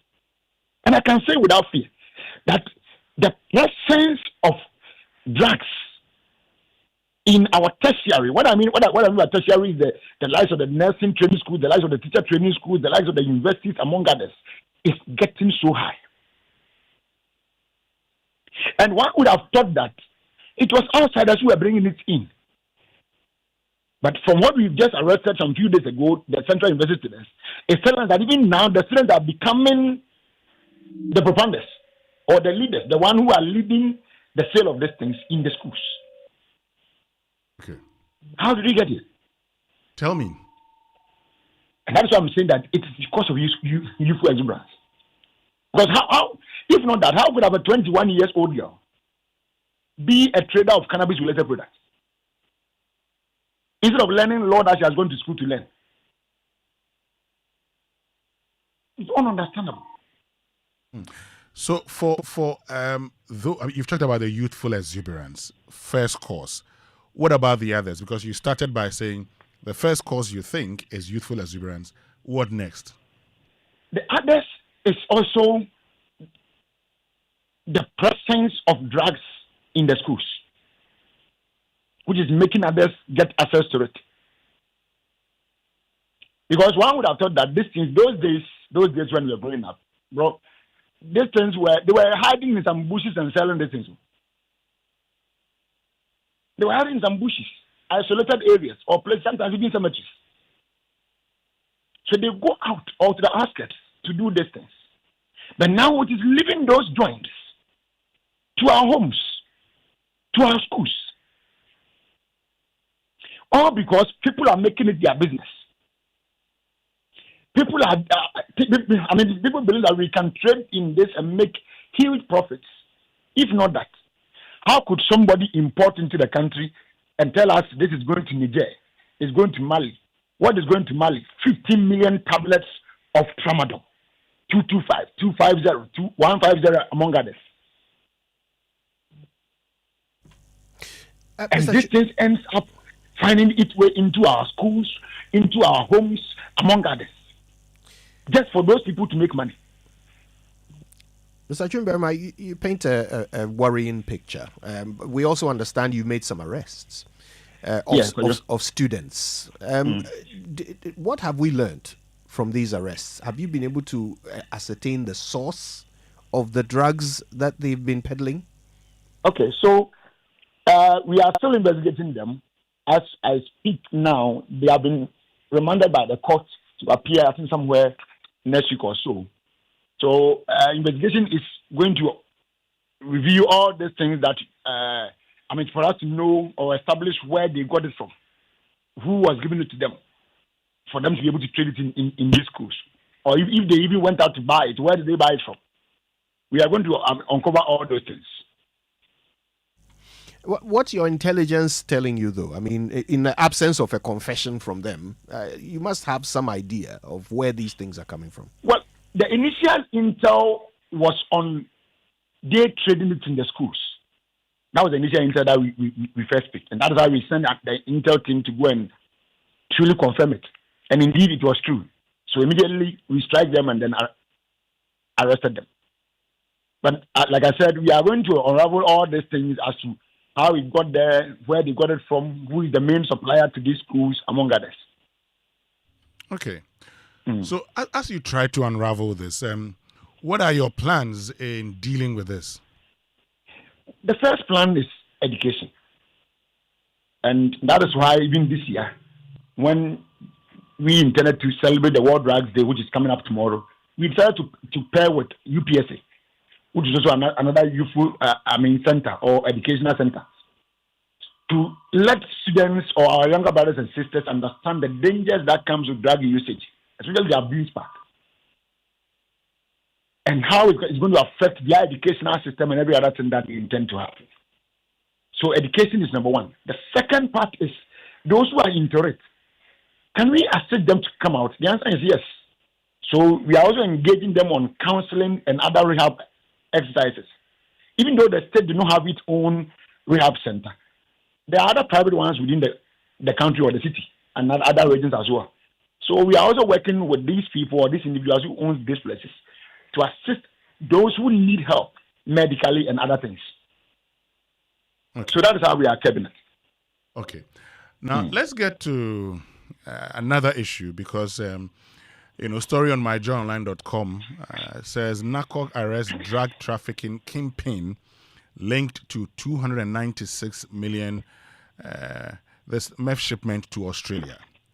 Yeah. Now, you say you've arrested the kingpin. That's an indication that there are others who work for this person, right? Surely. Before somebody can do anything shipping out of this country, you need an agent or let's say a freight forwarder to assist you to do this work. You can't just get up and carry your container onto a ship and then it's gone. It's not done that way. So you need people who are going to assist you. You will need people who are going to scan your things. You need people who are going to do other documentations, among others, for you. So indeed, it's a chain. But what we are doing, or what we are going to be seeing in the coming days, is that along this chain, every other person who played a role to facilitate this shipment is going to be picked up. So now, it's a journey of 1,000 miles, so we need to start from somewhere. So the lead person who did the shipment has been picked. And as of yesterday, some other names had come up, which we are also going to work on them and get them picked either today or by tomorrow latest. But I know very well that once you get them also, other names will also come up. So how come we didn't notice this throughout until it got to Australia? For now, I will not give you the actual reason because investigation is still ongoing. But something happened. But I can't pronounce it because but now that you've said something happened, it is that thing that I'm interested indeed, something happened. Something happened. I mean, the investigation is going to review so many things. As of yesterday, those that we had were making 1 or 2 points. But it is early days here, so we cannot be saying those things. Once you say you give leads to other people. Okay, so those that you've picked have started singing. Oh, obviously. Obviously, yeah. Right.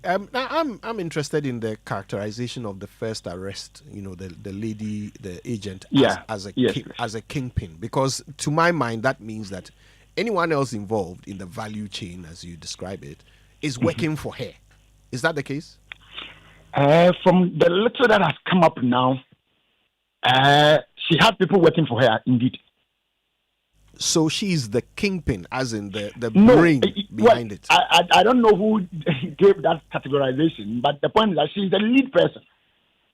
Yeah, I think that's what for instance, the purchase of the or the acquisition of the container itself that was used. That's what kingpin means, lead person. Yeah. Exactly. So clearly, I mean, having led in even getting the container itself, 2 different containers, 40 feet, 20 feet, for the goods itself to be loaded in, you played a lead role.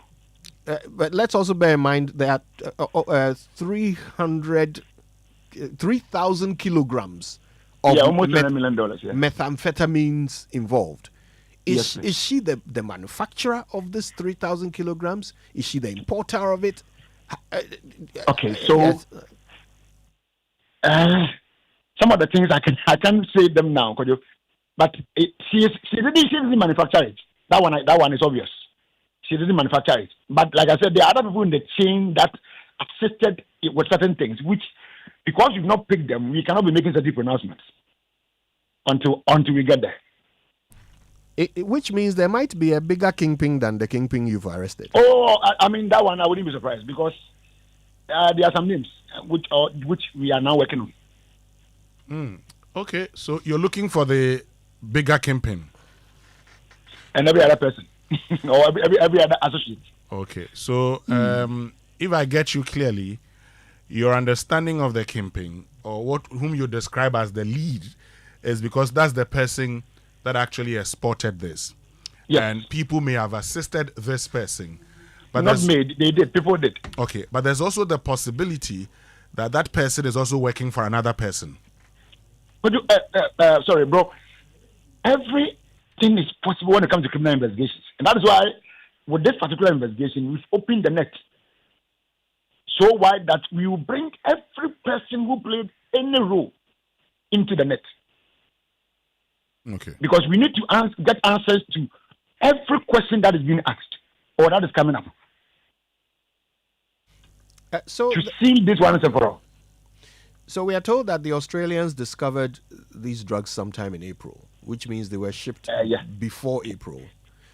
Yes. But you only made your arrest a couple of days ago. Yes. How come? What accounted for this lag?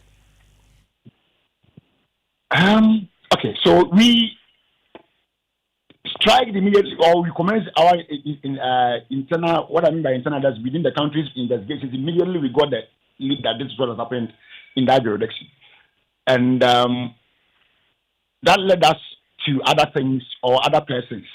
Even this particular person that we arrested, we took about 4 days in just getting there, or 4 different nights. 4 different nights in getting there. Your investigations started after the arrest in Australia, right? Sorry? Your investigations started after the arrest in Australia? Yes, please. Okay. Which means that's something that happened, caused us not to know until the bust in Australia. It's because certain procedures for now I can say were not duly followed. Okay. And these procedures, whose responsibility was it to ensure that they were followed? It's the shipper and then those who are going to ship. They skip certain procedures. That's all we know for now. And no one at our ports identified that? Sorry? No one at our ports identified that they were skipping these processes? Investigations will lead to that. Okay. Alexander Chum Berima, thank you very, very much for joining us this morning. We'll come back to you for more on this here on the Super Morning Show. So there you have it. They're still investigating, and they only started investigations after the arrest in Australia, Kojo. Yes. We'll follow up. Yeah, there's a lot more to learn, I believe. You can understand why they might not be in a position to put out all the information as they have it, because it might compromise their investigations. But I think already there are some glaring questions. There are some obvious things that don't add up. And, I'm hoping their investigation will reveal the answers to these questions. Yeah, and, the truth is you definitely would have, you need support, assistance from persons whose duty it is to actually arrest these persons. And so it's important they're doing that. We'll definitely follow up and get, more information on this.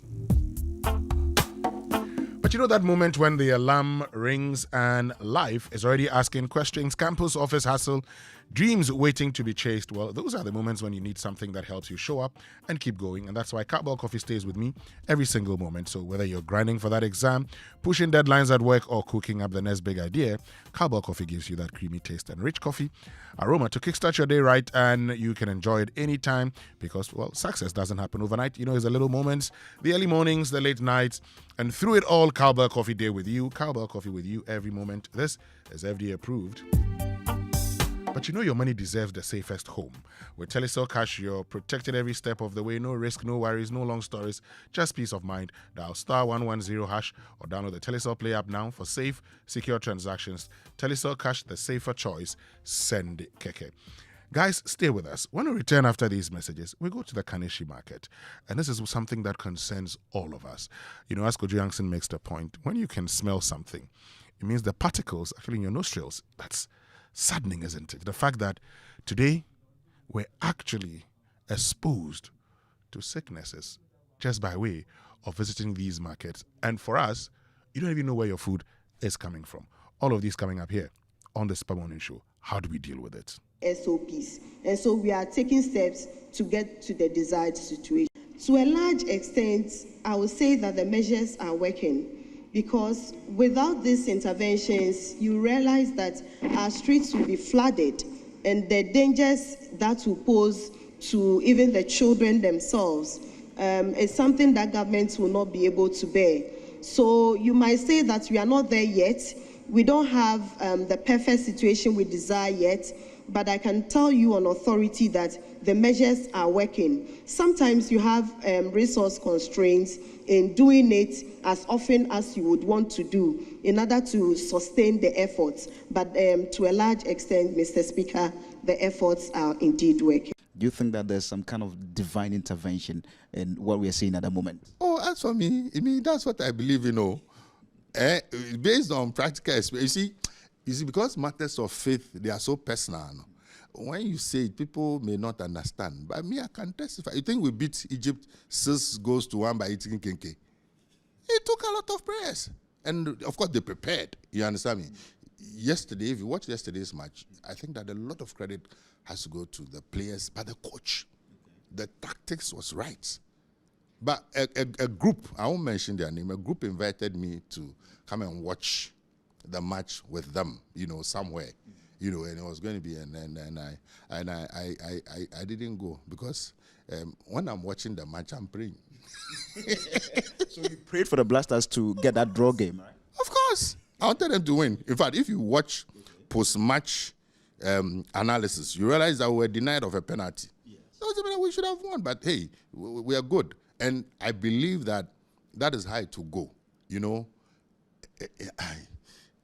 Some of the things, this is my personal conviction. This is not government position. This is my personal conviction. I believe that Ghana at this time, there's a certain grace and favor upon the country. Okay? If you look at all the things that are going on, the economy, reparations, President Amoah is leading it, the impact it's making. I believe that, you see, if you understand, now I don't want to go into eschatological issues, but there are covenants, you understand me? And I believe that God has a covenant with the country and with President Amoah. And so that grace, that aura, it affects everything we do. And so you see, we'll go very far. I'm not one of those people who will say we are going to win the World Cup. I'm not a prophet. What level do you think we'll get to? I don't want to get into that too, but I am confident that you will see that as they are playing Sebi Obika by hearts like that, before I realize, then we'll qualify. Before I realize, then we'll go. That is what I am seeing, and that's what I believe, and that's what we should all pray for. When the Black Stars perform and they do well, it's good for the soul of the nation. So I'm very, very optimistic, and I wish them well.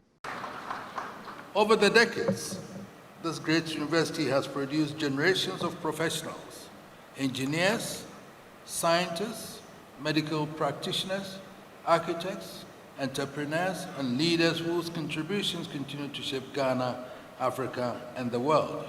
The university's impact is visible in the country's infrastructure, industries, healthcare systems, and indeed in the very fabric of national development. But I have a concern here about infrastructure. If it is still flawed and we still cannot control it, my engineers, please help me.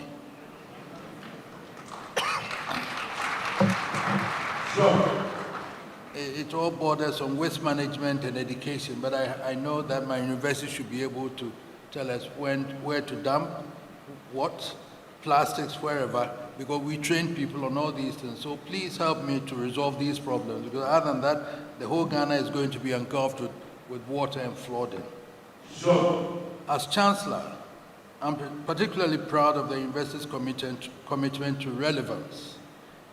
In an ever-evolving global landscape, KNUST has consistently demonstrated the capacity to adapt, innovate, and lead. This past weekend, 18 people dead, 58 buildings brought down by floodwaters in the central region. Emmanuel Kwesi Dawood is the regional NADMO director. He spoke on Joy Prime TV. We have lost 18 souls. Okay, yes. 18 you said? Yes. In which areas, please? 18 in 13 MMDs. Cape Coast, Metro, Gomoa, Central, Upper Denshire East, Upper Denshire West, Amoah, Asebu, Kwawai, Kese, Kobenda, Edina, Eguafu, Abrim, and other districts. And out of these 18 deaths recorded, we have also recorded collapsed buildings incidents of 58 buildings that have collapsed so far as a result of the ongoing floods, rains, landslides, mudslides, and in some cases, falling trees. 58 houses has collapsed so far, with affecting 337 victims who were living in such structures, with 18 fatalities recorded so far. For yesterday alone, we had 2 fatalities, 42 years old young lady and a 13 years old sister. They are currently at the Cape Coast Teaching Hospital morgue. A day before, we had 2 fatalities from also Cape Coast. Well, district assemblies have the mandate to enforce building standards, but are they using it? Let's put that question directly to the Municipal Chief Executive of Cape Coast, George Justice Arthur. Thank you so much for joining us. At least 58 buildings collapsed. Are these old or new buildings? I can actually confirm that there are old buildings that are collapsed, and Cape Coast has about the 58 building is for the whole central region, but in Cape Coast we have about 8 buildings that are so far collapsed. So the assemblies are presumed not to be enforcing the bylaws. How come? Honestly, we are enforcing our bylaws. And this thing happened just last year, and we lost about 3 lives, elderly persons. And Assembly from that time took a robust decision in respect to how best we can also preserve some other buildings and demolish some other buildings. But naturally, the buildings are old. You know Cape Coast, if you know Cape Coast very well, most of our buildings are very old. Some are 120 years, some are 100 years. Some buildings were built in tandem with the monument that we have in Cape Coast Castle and other forts. And so counting on these buildings, they are very, very old. And naturally, you can't do anything about it. But there are some too, we need to restore them, preserve these buildings for tourism purpose. But naturally, some other buildings collapsed, which the Assembly itself also took it upon itself to demolish some of them. And so far, we have demolished about 6 of these buildings that are naturally collapsed. 6 of them, you say? Yes, 6. We have taken it upon ourselves to demolish 6 of them so far, but 8 naturally collapsed. All right, so what are the measures you're putting in place going forwad? Honestly, yesterday we had an emergency management meeting, and we actually penned down a lot of problems that are actually causing this flooding and this problems that we are facing within the metropolis. And so even tomorrow we are going to have press conference on the measures that we need expanded drain system. Then we also need master drainage plan for the metropolis, because some of the drains, storm drains that we have elapsed for more than several years. So we need that one. Then people burden on waterway, people burden even in the streets, people burden on our storm drains, people throwing rubbish haphazardly somewhere. These are the measures that we are looking forward to put across, making sure that we avoid all these things. But we also have a committee that we have constituted as management. And they will be going round from next week, Monday, to identify some of these old structures that needs to be demolished. Okay. And there are some too that we need to restore them. So they are actually going to do that and identify people who are also building without permit, without recourse to the assembly to check whether or not the place they are building is okay for them. They will also identify people building on drains. These are some of the measures the assembly is putting in place to make sure that this wouldn't happen. What time is this press conference tomorrow? It's 10 a.m. 10 a.m. tomorrow. All right, thank you. Thank you so much. Accra's long-standing sanitation challenges are once again under the spotlight as overflowing drains, uncollected waste, and indiscriminate dumping continue to pose serious environmental and public health risk. Despite repeated cleanup campaigns and policy interventions, many communities across the capital continue to grapple with poor waste management, raising concerns about flooding and disease outbreaks. My colleague Michelle Lati reports from Kaneshie Market. Right at the entrance of the Kaneshi market complex, you are greeted with the stench of an overflowing refuse container. So the container here is the main collection point for the market. And the traders here tell me that this is where they dump all their waste at the end of the day. They also say that because of the rising issues with landfill sites being full, a lot of the residents around the area also have to dump their refuse here. Right behind the refuse dump are traders who have displayed their wares, most of which are food items, and they have to trade under these unsanitary conditions. We've been speaking to some of them, and this is what they had to say to us. But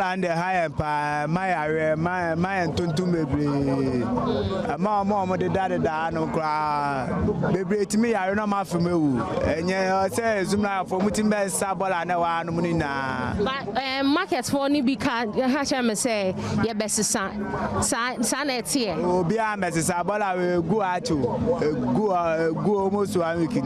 Be a fire. Say, I saw Tosana at a time. Shabole Guano, Nashasana, a dreadful phone by Waha, Pamoton Ton, Rama. Daddy pay as we. Mammy Tardy, I could. Now, she be a bolegu.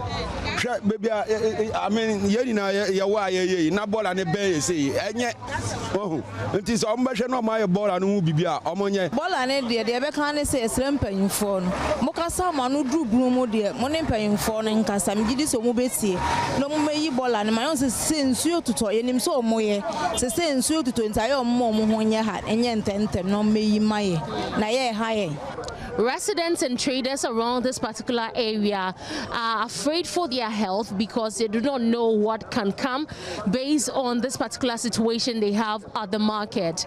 And they are calling on authorities to help in making the place a sanitary place for them to do their business.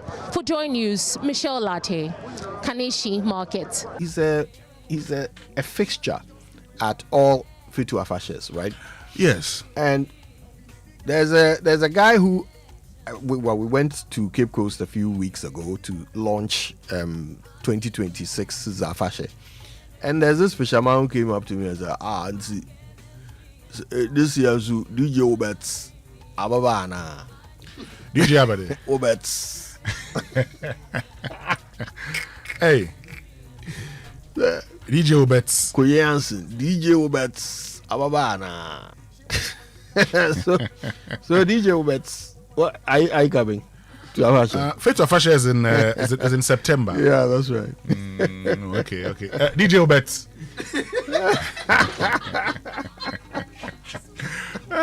Kojo Yankson. Anyway. So, DJ Obeti getting us into it. But we're going to be talking about something that concerns all of us shortly. But before we do that, look, going green is not just about saving the planet. It can save you real money. So install solar panels and cut down your power cost. Get an electric vehicle and reduce what you spend getting around, switch to energy efficient equipment, and lower the cost of running your home or business. And the best part, Absa Bank can help you finance all of it. The Absa Green Finance Loan gives you what you need to make it happen. Walk into any Absa branch and ask about the Green Finance Loan today and say yes to a greener tomorrow. Terms and conditions apply. Your story matters. Absa. But look, you missed the World Cup, but if you missed the World Cup, don't worry, because you don't have to miss the Commonwealth Games. So from the 21st of July to the 4th of August 2026, Josh Travels is organizing an exclusive travel package to Glasgow, UK for the Commonwealth Games, and you can be there live. The package includes return flights, accommodation, visa assistance, city tours, and dedicated travel support. Travel with fellow professionals, executives, and business leaders, experience world-class sporting action, build valuable networks, and explore some of the UK's most iconic attractions, all in one unforgettable trip. Josh Travels is accredited by the Ghana Olympic Committee for the Commonwealth Games 2026 travels. Call or WhatsApp Josh Travels now on 0596 609 050. 0596 609 050 and then 0594 9929 to receive the full itinerary, package details, and flexible payment plan. Only 50 seats are available. Once they're gone, they're gone. Josh Travels. Let's connect your world. But Kojo, it's important we do this because, look, what happens to our markets, what happens to the sanitary conditions within our market affects us all. And that's why this morning here on the Super Morning Show, I want us to do this. Because look, overflowing refuse containers, heaps of uncollected waste, and surroundings continue to define parts of the national capital. Now, despite efforts to improve sanitation in the city, across some communities and busy commercial centers, waste spilled beyond designated collection points, in some cases taking over pedestrian walkways and encroaching on trading spaces. The situation follows recent challenges with some landfill sites reaching capacity, affecting refuse collection and disposal operations. The rains have further compounded the problem, washing portions of the refuse onto nearby streets and drains. And residents in some of these affected areas say they are increasingly worried about the conditions, citing concerns over the impact on their health, and are calling on authorities to address the situation. There's more in this report. At the entrance of the Kaneshie market complex, you are greeted with the stench of an overflowing refuse container.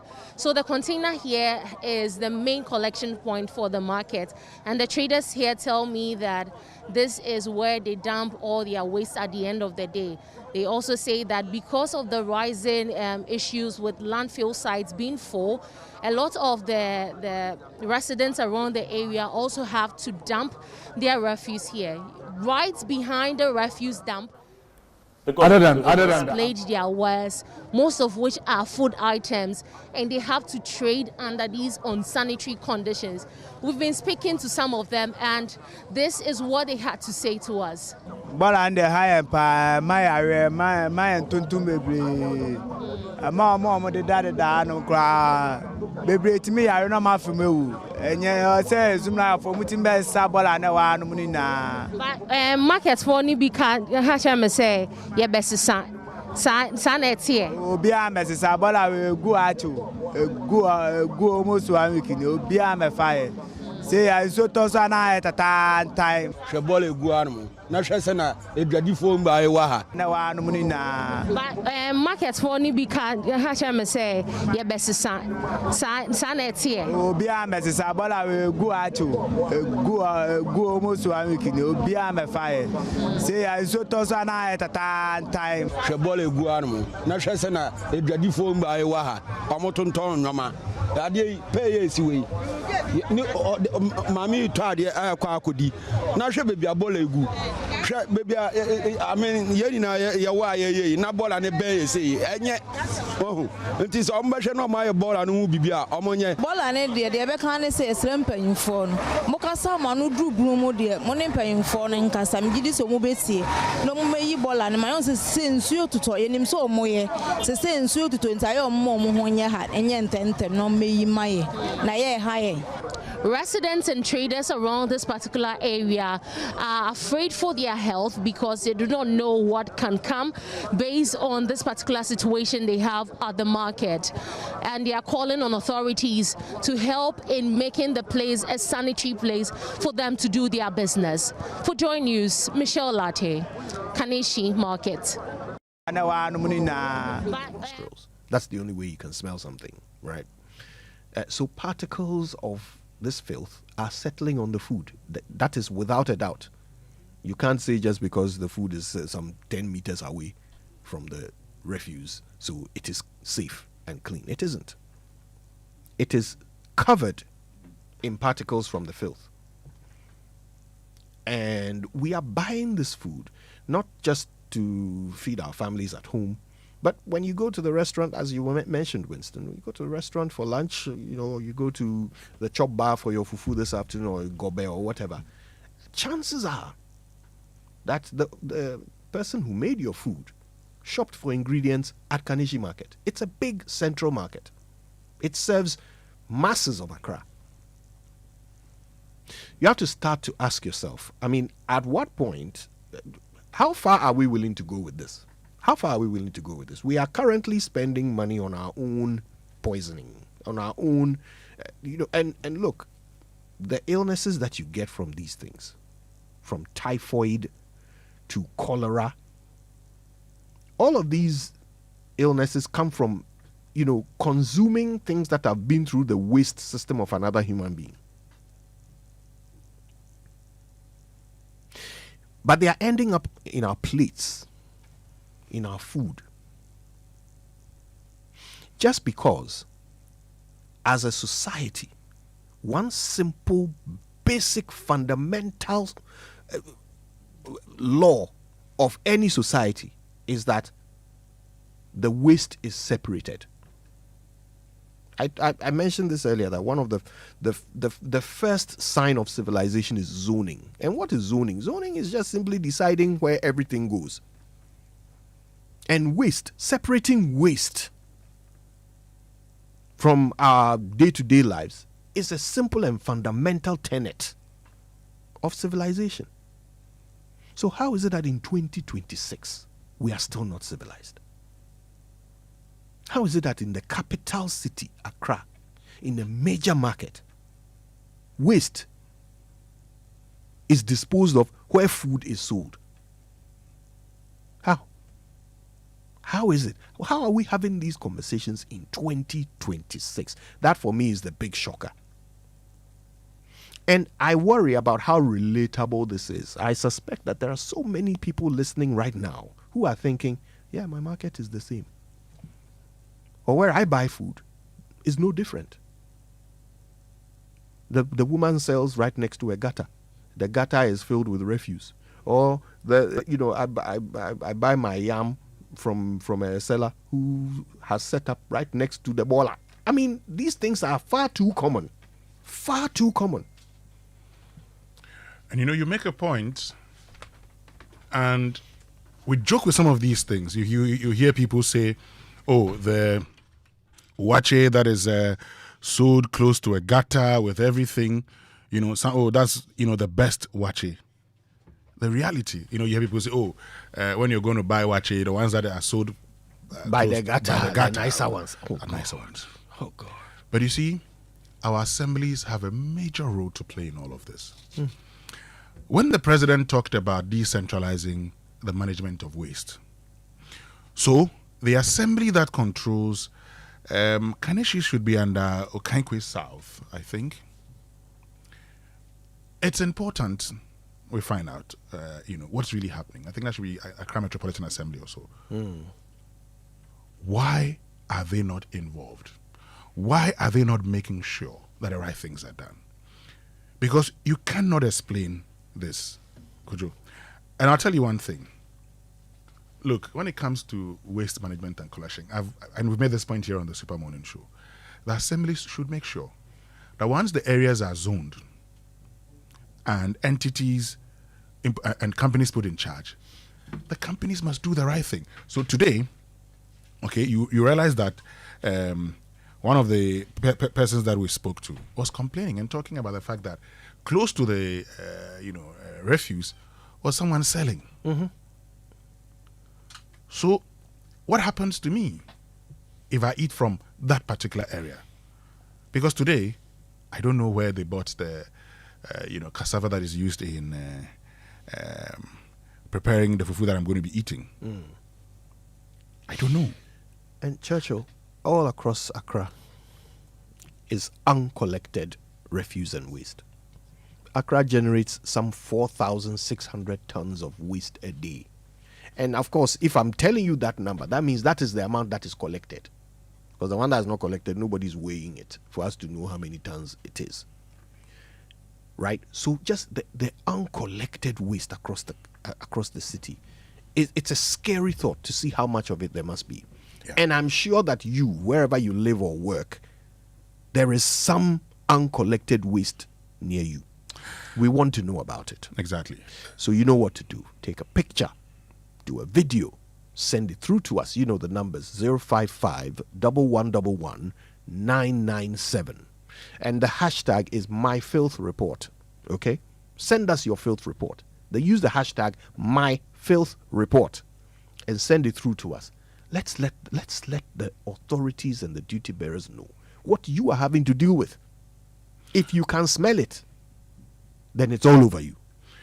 So, Kojo, the Kaneshi is under Accra Metropolitan Assembly. So it's the Okankwe South sub-metro area. Right. And so that's just by way of information. But this is President Mahama when he talked about decentralizing the collection and management of waste. All resources are going to be available to all assemblies to implement their development projects and carry out effective sanitation programs to keep our districts clean. Cabinet will soon meet on a decentralization of the sanitation budget and make every district responsible for its own sanitation. Cleanliness will become one of the key performance indicators for measuring the performance of MMDCs and will determine whether they remain in office or are removed. Now that most of our DCEs have been nominated and confirmed, we'll begin observing the National Sanitation Day program every month. This will be a revived monthly exercise involving all Ghanaians. This time, it will not be a symbolic event. It will be legally backed, it will be properly funded, and it will be operationalized through partnerships with local assemblies. Okay, so this morning we're calling on the Accra Metropolitan Assembly. The mayor, Michael Bakbo Alote, has a lot of work to do. This is Kaneshi market. And waste collection is a problem. Kojo, when we return after these messages, I'm interested in this conversation because we want to turn all our tree crops into wealth creation ventures. And you've toyed with the idea of getting into agriculture. Toyed with it? Yes. Because, if you're an absentee farmer, my brother, you will regret. Yes. But you could actually become an aggregator. So you are not farming. You actually aggregate them, export them, or process them. It's nice to see how many opportunities there are in the valley. Yes. And I'm curious, okay, because there are several tree crops, right? There's the mango, the oil palm, the cashew, there are about 5 or 6 of the coconut. I'm curious, which of them would make me the most money? As a man from an oil palm growing area, Mpaho is just not known for gold. There's also oil palm. You know, close by you have the Ayem oil mills. You have the National Oil Palm Plantation. Not far from Amoah is the Benso, oil palm plantation. Yeah, so that would be your choice, of course. Well, let's find out what our guest has to say about it. It's one of the things I'm very curious to hear him talk about. Which of them, pound for pound, will make you the most money? Coming up after these. When I wake up in the morning, I brush my teeth with Kale Charcoal toothpaste. This gives me confidence all day. Anytime you meet Amma, don't be surprised I smile showing my beautiful white teeth because I don't have cavity thanks to Kale Charcoal toothpaste for its natural charcoal properties. In fact, we are like twins. I can't go without my Kale Charcoal toothpaste. That be why I use Kale Charcoal toothpaste morning and night when I go bed safe. It make my teeth white when it come out every scent from my mouth inside. My confidence level they go up, so I show my 32 teeth all. Introducing the Kale Charcoal toothpaste, formulated with activated bamboo charcoal powder, ensures whiter teeth and removes bad breath. The strong natural property of the activated bamboo charcoal removes bacteria, absorbs surface stains on our teeth caused by coffee, wines, and tobacco. Welcome, Kale Charcoal toothpaste. Kale Charcoal toothpaste, Sankofa Yenchi. Kale, happy smile. This advert is FDA approved.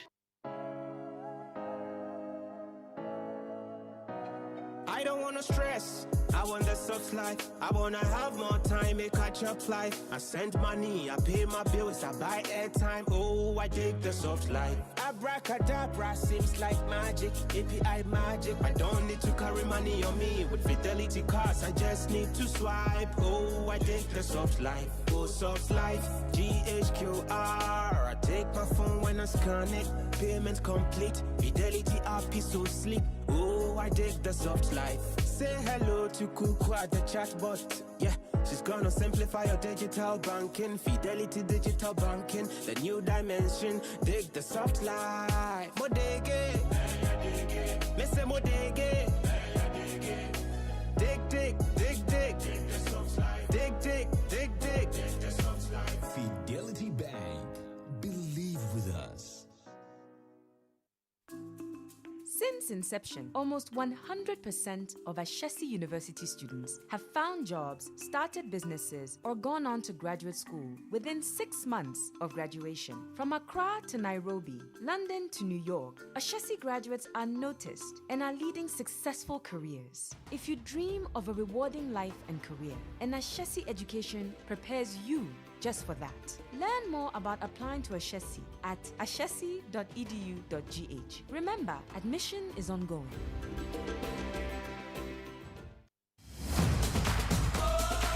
It's Gold Rush season at Compu Ghana. The ultimate football season is here. The crowd, the cheers, the vuvuzelas are active. This World Cup season, the match isn't just on the pitch. Bring it home. Now is the time to buy your crystal clear televisions, powerful soundbars, and home theaters, laptops, phones, and projectors at unbeatable prices. This isn't just discount sales. Spend $1,000 cities or more, and you are in the raffle to win a 100-inch 4K TV, phones, laptops, and more. Rush now to any Compu Ghana showroom or shop at CompuGhana.com. Call 0302-752020 or WhatsApp 0243-143-143. Compu Ghana Gold Rush season, the ultimate football experience.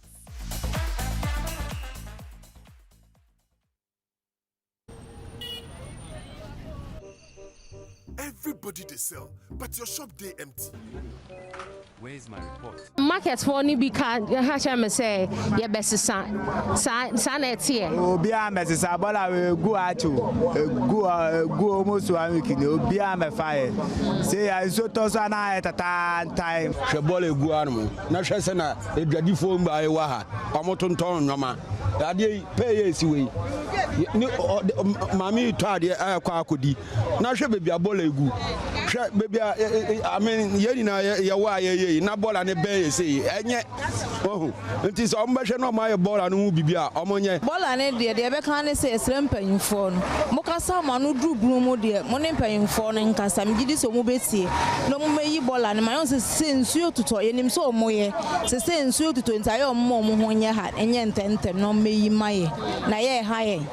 residents and traders around this particular area are afraid for their health because they do not know what can come based on this particular situation they have at the market. And they are calling on authorities to help in making the place a sanitary place for them to do their business. For Joy News, Michelle Latte, Kaneshie Market. Other than the amnesty, if you find a gun with you that's not unregistered, you have to be prosecuted. So there's no prosecution. So even if, let's say, Montegas came forward to surrender a gun, now he wants it, we'll go through the process whether he's not qualified. We'll simply tell them, no, you are not qualified, and therefore we cannot give the firearm back to you. But we'll not prosecute him. We'll not be asking where did you get it and all that. No, the amnesty covers all that. So we've done that, and we've set July 9th. That's the gun amnesty day. We are setting. Is that when it expires? No, it's expired already. Okay. So today we held a press conference to tell the world that it's expired. It's no longer, all those amnesty things, it's no longer available. The window is closed. Now we are moving from the voluntary surrender to enforcement. But now we are going to destroy what we've collected because that's the UN law. Even if I get a brand new firearm from you, I'm not supposed to reuse it. We are supposed to destroy it. You can't give it to our security people to use it. No matter how good or excellent they are, you are supposed to destroy them. Do we have data on how many licensed guns we have in the system? Okay. 25th of June, 2009, Michael Jackson passed on into eternity. That was when he died. And so these days, the young ones say death day. So today is Michael Jackson's death day. May his soul continue to rest in peace. So we'll give you some songs from Michael Jackson as we celebrate the greatest entertainer, the king of pop. But if you're an importer or exporter and you're looking to improve your global trade experience, we know trade financing comes with its complexities, but at CBG, we believe that doing business should always be hassle-free. And with CBG's trade solutions, your trade financing challenges will be an issue of the past. Take advantage of their trade solutions and expand your international trade transactions while building a good credit history. For inquiries, call them on 0302-216-000, email them at talktous@cbg.com.gh, or visit any of their social media handles on Facebook, Instagram, and X. Terms and conditions apply. CBG, we stand with you. But look, the Ghana Association of Banks wants you to shine your eye when you receive urgent emails or messages about your bank account. Fraudsters create fake websites that look exactly like your bank's. Same logo, same color, same design. They may even send you a link asking you to verify your details or risk losing access to your account. Once you enter your information, they can take control of your account. Now, before you click, check the link carefully. Some fake links may appear genuine at first glance, but contain slight differences, such as extra letters, missing letters, or numbers replacing words. Others may use long, confusing web addresses or shortened links that hide the real website. Never click suspicious links. Instead, quickly visit your bank's official website for information or contact the bank directly using its official phone number. Shine your eye, spot the fraud, stop the fraud. And this is brought to you by the Ghana Association of Banks.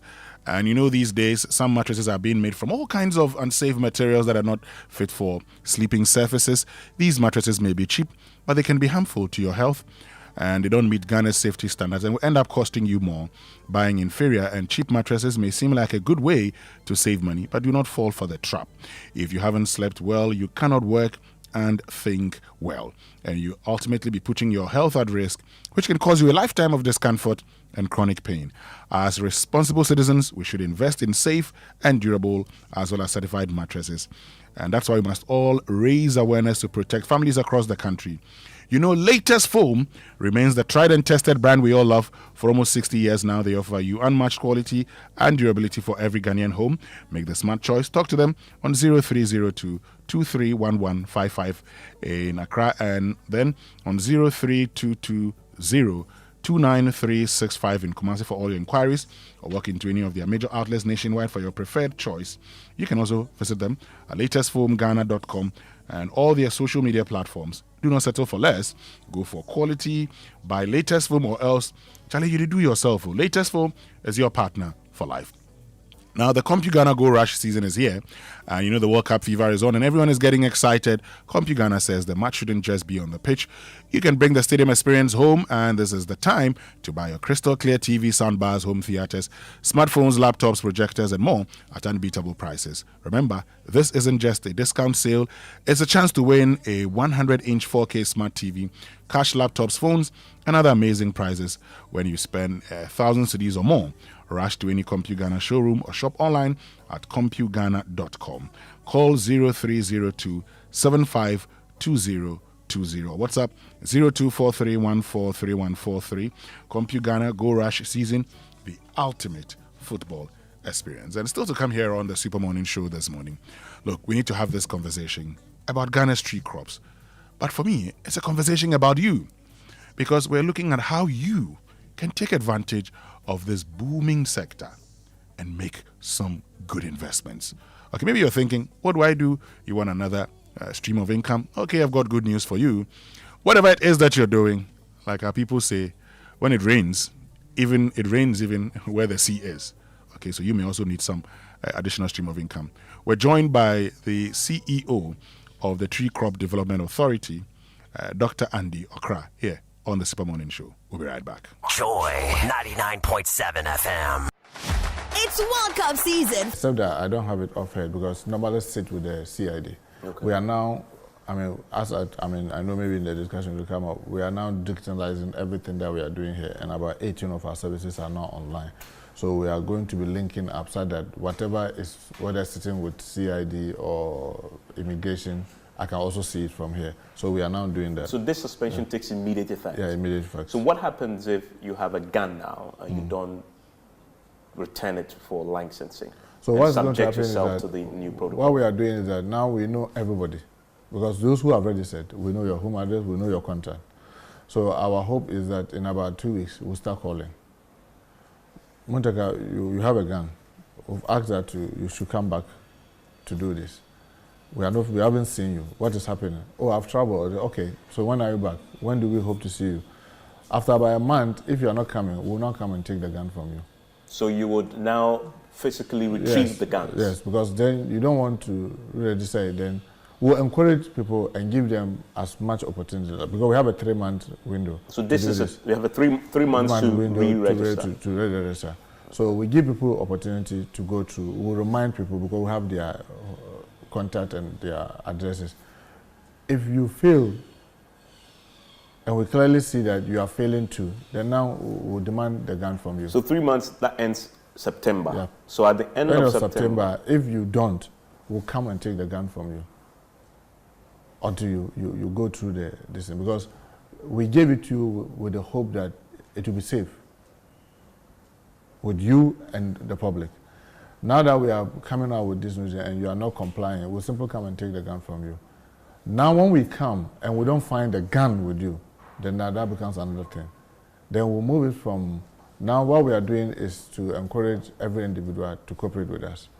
We'll move from this soft to medium, where now we'll come demand it. Then we'll escalate it to now making it a criminal offense, because then beyond the September, if we don't find a gun that you have come to register with us, then that means you have to tell us where it is. And then if we have to now go and do our own search and get it, then when we get it, then we have to prosecute you. The security, registered security companies, you've stated that you've realized that many of them are using arms. And this obviously came to light because of the Chris Asafo incident. The Chris Asafo incident, you issued a statement, a firm statement, saying you've actually revoked their license. Yeah. What did you find specifically about that case when your guys investigated? One, we realized that they were using unapproved uniform. You know, every private security organization, the police is supposed to give you the uniform you have to use, because it helps us doing the tracking. So we know that all of you are using this kind of uniform. They were using a different uniform. I don't know what was approved. Other than what was approved. Okay. So that itself infringes on the condition under which we gave you the license. 2, we realized that this cache of arms, I'm sure you saw them, were all being used by those security guys against the condition under which the license, the guns were licensed. Some were licensed, some were not. Yeah.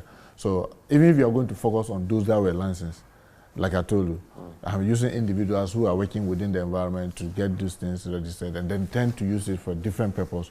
It's against the condition under which those licenses were issued. And that's the basis where we have to terminate the license. What about consequences for the owners of that business? That's it. Today they were in court. Okay. They were put before court. I've just been informed that they've been granted bail under some condition, and we are going to pursue that vigorously and prosecute them. Because another thing that we also notice is that the private security companies, they come and we register them here. We license them. We license them here, and under, the laws, interestingly, are very old laws because the Police Act itself is 1970 Act, and then the regulation is 1992 regulation, the 1571. So there had never been any time that private security companies were allowed to wield firearms. But what we notice is this. You and I come together to set up the company. So we come, we are given the license. They do all the background, they check our office, they do all that, and they give us the license. Then we come as individuals. So I'll come as Montaka and get a pump action for my self-protection. You come as Evans and you get a sidearm for your self-protection. We get other credible employees of ours. Personal wealth, but most importantly, national development. And like I was telling Kojo Yankson earlier, as one from an oil palm growing area, if you ask me, I'd always advise you invest in oil palm production. It's very important. And this morning, we've been joined by the CEO of the Ghana Tree Crop Development Authority, Dr. Ndiosei Okra, here on the Super Morning Show as part of our Agribusiness Month, brought to us by the Ghana Commodity Exchange and Agro-Monti.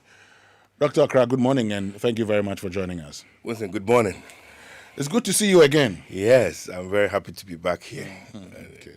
When I mentioned your name, someone said it was Okra, and I said, I thought it was Okra. I hope I got it right. You got it right.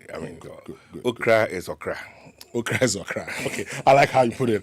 But before we get into anything else, help us understand what the Ghana Tree Crop Development Authority is set up to do before we get into the areas under you. All right. Thank you very much. Winston, let me take this opportunity to thank Multimedia and your team for this invitation once again. I don't take it for granted. And once I'm here, I have to thank my brother and greet him, Kofi, Kenanza. He's a good brother. And then, of course, the chairman himself, Mr. Dr. Chum. And then all of you here for this opportunity. Tree Crop Development Authority, I will just say that was the act that established the Tree Crop Development Authority is Act 1010 of 2019. Okay. So 2019, Ghanaians agreed to put this authority up by coming out with an Act of Parliament, Act 1010, to regulate 6 selected tree crops. 6 selected tree crops. What are they? Cashew, coconut, oil palm, rubber, mango, and shea. Cashew, coconut, rubber, mango, and shea. And since we took office, we coined it and given it a simple. So when I mention C-coms, then you know I'm talking about the 6 crops. Okay. C-com, the first C is cashew, second C is coconut, O is oil palm, R is rubber, M is mango, and shea as the last one. Before the 2019, I could see that there's no single entity that was responsible for the structured coordination and the management regulation of these 6 crops. You find them in other organizations. And then they realized that the same properties, the same benefit, even higher than cocoa are these crops. So they decided to have this authority set up. And then September 2029, the authority was launched. So the main authority, Tree Crop Development Authority, was launched at that time. And then 2023, an Act of Parliament, legislative instrument, LI 2471, that needs to operationalize the Act 1010, was also promulgated. So by 2023, we have an LI 2471 to operationalize the So that was what was done up to 2023, 2024, with this mandate that there should be a single authority that will focus on the coordination, regulation, and setting up standards and the market development for 6 crops. Talking about setting standards and market development, what have you been doing so far? So far, as I said, we have come in at a time that these laws that Ghanaians have passed and this airline needs to be implemented and enforced. And so far, we have come to let Ghanaians know that really the future of this nation, as far as our economy is concerned, depends on these 6 crops. The clear example is what cocoa has done for the country. Yeah. Cocoa is a tree crop, and cocoa is handled by Cocoa Board. And look at the amount of benefits that we've gained or we've gained out of cocoa. So 6 out of that, if cocoa is even giving Ghanaian only 2 billion Ghana cedis, 6 out of that will give almost 12 billion US dollars into our kitty. So since then, when we came here, we are enforcing and implementing the act by way for people to know. So number one, we are responsible for regulating everything in terms of all actors who need to operate in this sector need to be registered and licensed to be able to know the people who are in it, i.e. from our farmers down to the processing and to those of us who are doing the trading, the aggregation, and all those things. So seriously, we are making sure that you are aware that you have to have the license, registered and licensed to do that. Even if you are a nursery operator, if you are import and service provider, so we have come in strongly. Then we come to those who are already in the sector as far as the cashew export and all those things. It was not being regulated now. Now we can't just get up and just be exporting and buying and going. No, even the president says that we are no more exporting raw commodities because we want to add value to them. So for exports, before you are able to do any export of this sort, you need to have been a registered operator and or an actor, and you need to have a permit to be able to do that, to be able to do this. All these things have been stated since we came. And one of the things we are focused on since we came, I don't know, Winston, if before President Amoah took office, you are in the media space. Were you aware of the authority and what we were operating? Yes, I was. Yes, so then you qualify. But by research, since we joined, I could tell you it was less than 2% people who were aware of the authority and what we do, what we've been doing so far. So we focus on creating the visibility in terms of what it stands for, and then educating people and engaging a lot of stakeholders about the mandate of the Tree Crop Development Authority as far as the 6 crops are concerned. And one of the things we are doing, we are supposed to ensure that development also takes place in this sector. So making sure that the farmers already in it getting the right quality material to be able to plant them and getting the technical assistance in doing what they are supposed to do. That is one of the major things. Government in a position of supplying over 6 million seedlings to support these crops and making sure that they have the right materials to be able to do that.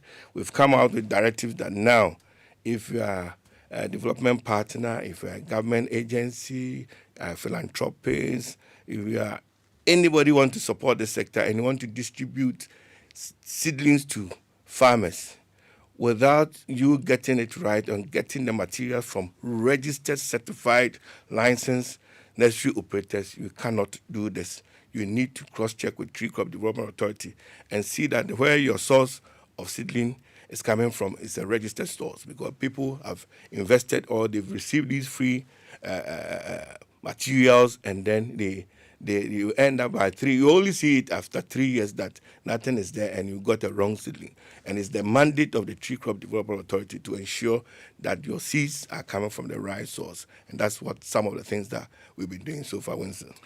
Great. And like I was telling you, I have a friend who works there, so it's one of the institutions that I've been following. But okay, so we know the CCOMs now: cashew, coconut, oil palm. You have rubber, and then you have mango, and then shea. Good. So let's look at the opportunities, because the focus of this discussion, beyond everything, is also to get people to appreciate the opportunities within, the tree crops area, so they can get involved in it. Let's look at these opportunities. You started by talking about if you're engaged in nursing of seedlings and everything, aggregation as in collection and export. Help us understand. What are the opportunities? If you choose, you could pick them one after the other, or maybe just lump them together. Thank you, Winston. The opportunities are huge. And then let me state here, it's under President John Dramani Mahama's reign that he has opened this opportunity up.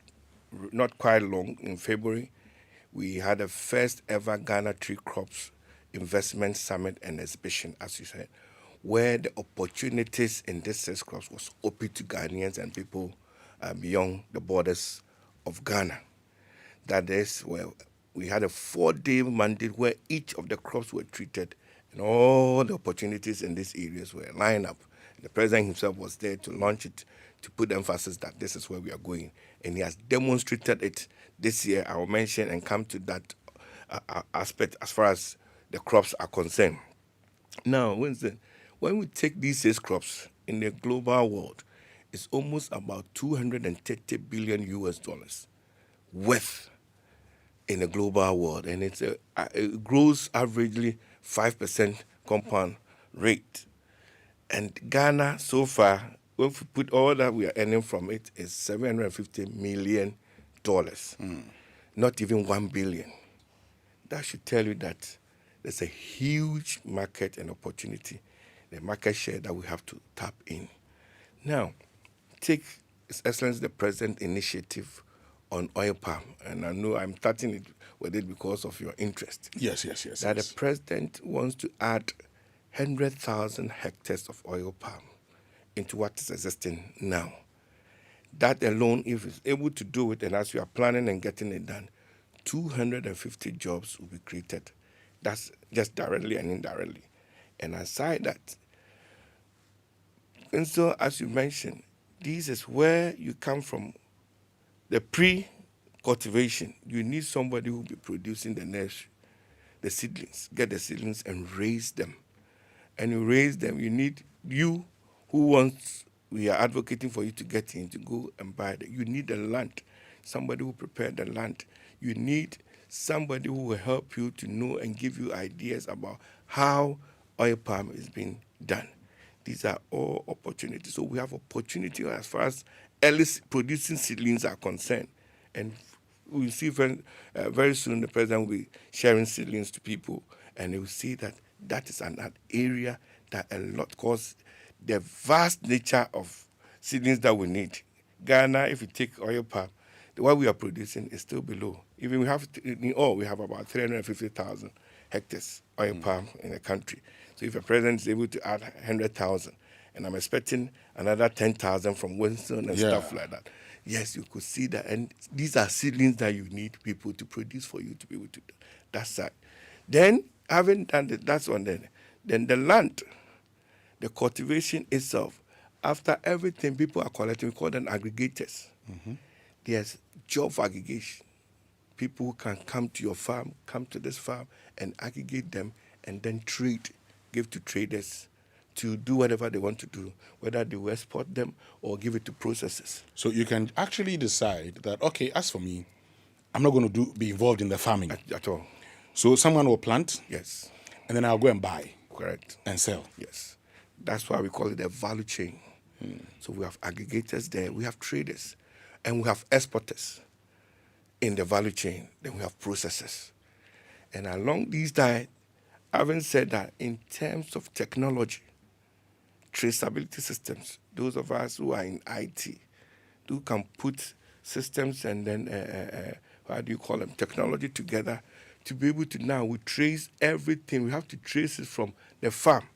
In fact, my friend's coconut, it can tell you the date was planted, has all the details. Even if any disease attack it, it will come through the technology, and you'll see that this is sick. And that's another thing, coconut. Before you, let's get finished with the oil palm, because I'm told coconut presents another massive opportunity. And so today, for me, ever since I joined, you ask me a question, which of the best? I'll end up giving the answers, and then it will be all the 6. The same to coconut, oil palm, mentioned cashew, which is the foundation. That's what cashew do at the bedrock. Cashew, opportunities in the cashew is huge. What we are using now is just the nut. The whole 90%, the apple. What happens to that? Yes, you go waste. Yes. Meanwhile, science and practical things have shown that we can get juices, gems, feed, ethanol, several things from this. Dr. Ndiosakra, you are CEO of the Ghana Tree Crop Development Authority. And you've just told us, because when I was growing up, and I grew up in Ho, there was someone had planted cashew by where we were in Mauli Estate at the time. You know, we sometimes as young boys, we'll go and get it. And we liked, even at the time, we didn't go for the nuts. We went for the apple, the fruit itself. You know, and it was so delicious. Because at the time, we didn't know how to. No, it was not until later on that we realized that the real value was the nut. But in those days, you know, you wanted to enjoy that. You say that all of that goes waste? Goes waste. And then that's what strongly, even it's a president's campaign promise to make sure we add value to the cashew apple. It goes waste. I've been there. We go to the field and we see that, yes. And now, but it's changing. Because we just recently held a regional conference on valorization of the cashew apple. A lot has been done. GIZ have invested in people, train people how they can make the juices. We went to Cote d'Ivoire. The drinks that they're giving out, they serve us are all purely cashew apple drinks. So why can't we do that? We have bits and pieces here, but how to scale it up? And these are all the opportunities that we are advocating and asking investors, those who have the money, to come in that area. The demand is huge. You talked about ethanol, something that we actually import into this country as well. But you're telling me that with cashew, we can produce that here. Yes, cashew apple can produce that. We are in talk with an investor to make sure he comes in to do that, and they are ready to do that. And get the biogas out of that. And if you do that, the good thing is that all the alcohol manufacturing, companies in Ghana need ethanol. Yes. So if you do that, it means they will source it from you locally. Yes. So that is what we are. That's a major opportunity. Major opportunity, telling people. Else we didn't know. The president himself mentioned when he came for the summit, saw Imem cashew. They were producing gin. I'm told it was the best gin. He wants to still go back and see a factory collapse. He wants to make sure that we get these things back. That the best gins that we're having can come from this apple. Else it go waste. And again, Winston, animal feed. The farmer that we visited, that's what he's using to feed his animal, and it's the best nutritional thing. And people just get it. It go waste, so he put in his farm. That's what they do. So it means that they just have to process it and becomes animal feed for our poultry and all those things. Ghana is so blessed that we don't. This is cashew and many others. Then we've talked about coconut. Coconut has its own unique distinct. There's a question here. It says, inadequate information on cashew diseases and pests, as there was a cashew disease across the cashew belt this year. Drying up of cashew flowers following the flowering stage, which coincides with the harmattan. Need to experiment with irrigation. Very high inadequate cashew processing facilities. All the established in Wenchi have collapsed. Only about 2 in Techim, and foreigners are buying the nuts at very low prices and exporting raw cashew nuts. Yeah, it's a combination of things I mentioned, and I just want to say that our research team is doing a lot as far as diseases are concerned. Recent one, the powdery mildew as a disease that we had. Quickly, we started engaging. Then we're going to have a regional research team, the Cocoa Research Institute, responsible for cashew and shea, are doing a lot of things about it. We are not sure that is a disease that affected the production this year. But then I just want to say that the research team is on it, doing something about it. Foreigners, they are saying foreigners are buying nuts. This is the time under President Mahama. Immediately, just recently, we recruited over 100 compliance enforcement team putting together, checking. For us, we don't know foreigners. Hold on a minute. I'll get back to you on the processing, because the president has been talking about the need to process. Yeah. But this message from Henry says, I admire Dr. Okra from afar at Holy Ghost Temple, Winston, please ask him if other crops can be added to the program, like the green gold of the South America's avocado. Yes, several crops that he has now even introduced, the green gold, avocado, yes, hearing it from him. Now, not quite long, Sissemen, Moringa, went to the north, Baobab, Dawa, they were on to add. We are in talk, but I've told them that we came in and 6 has already been selected. We need to bring the 6 up for Ghanaians to see that we can add up. But we need to focus on the 6 first, but others can be added up to them. So we've been talking about the need to process, and you've talked about it. You've said that, when it comes to cashew, even the apple, we don't do anything with it. Okay. Someone sends a message that says foreigners are buying the raw nuts and exporting it. I like cashew, the roasted ones. I like it a lot. How are we processing? What are we doing to ensure that we process these crops locally? Thank you. And as I indicated, this is the first time that the industry or the sector have seen regulation. They've seen the coordination that this is the authority responsible for that. So all actors, whether for it or not, they have been stated in the act how to register them, where to operate and what to do. And our duty is to do that and enforce the law. And that is what we do. So it's not about foreigners buying it in here. If you think foreigners should not buy them, as a Ghanaian, you have every right to apprehend the person or draw attention at the state that we are. But for us, if you are a registered licensed actor and you need to operate, you have the parameters where you have to operate, and they are doing. And we have put in compliance and enforcement officers on the ground, making sure that laws, even though they are not enough, which we intend to add more, we want all of us and our value chain actors to help us to be able to do that. Now, the present focus is on value addition.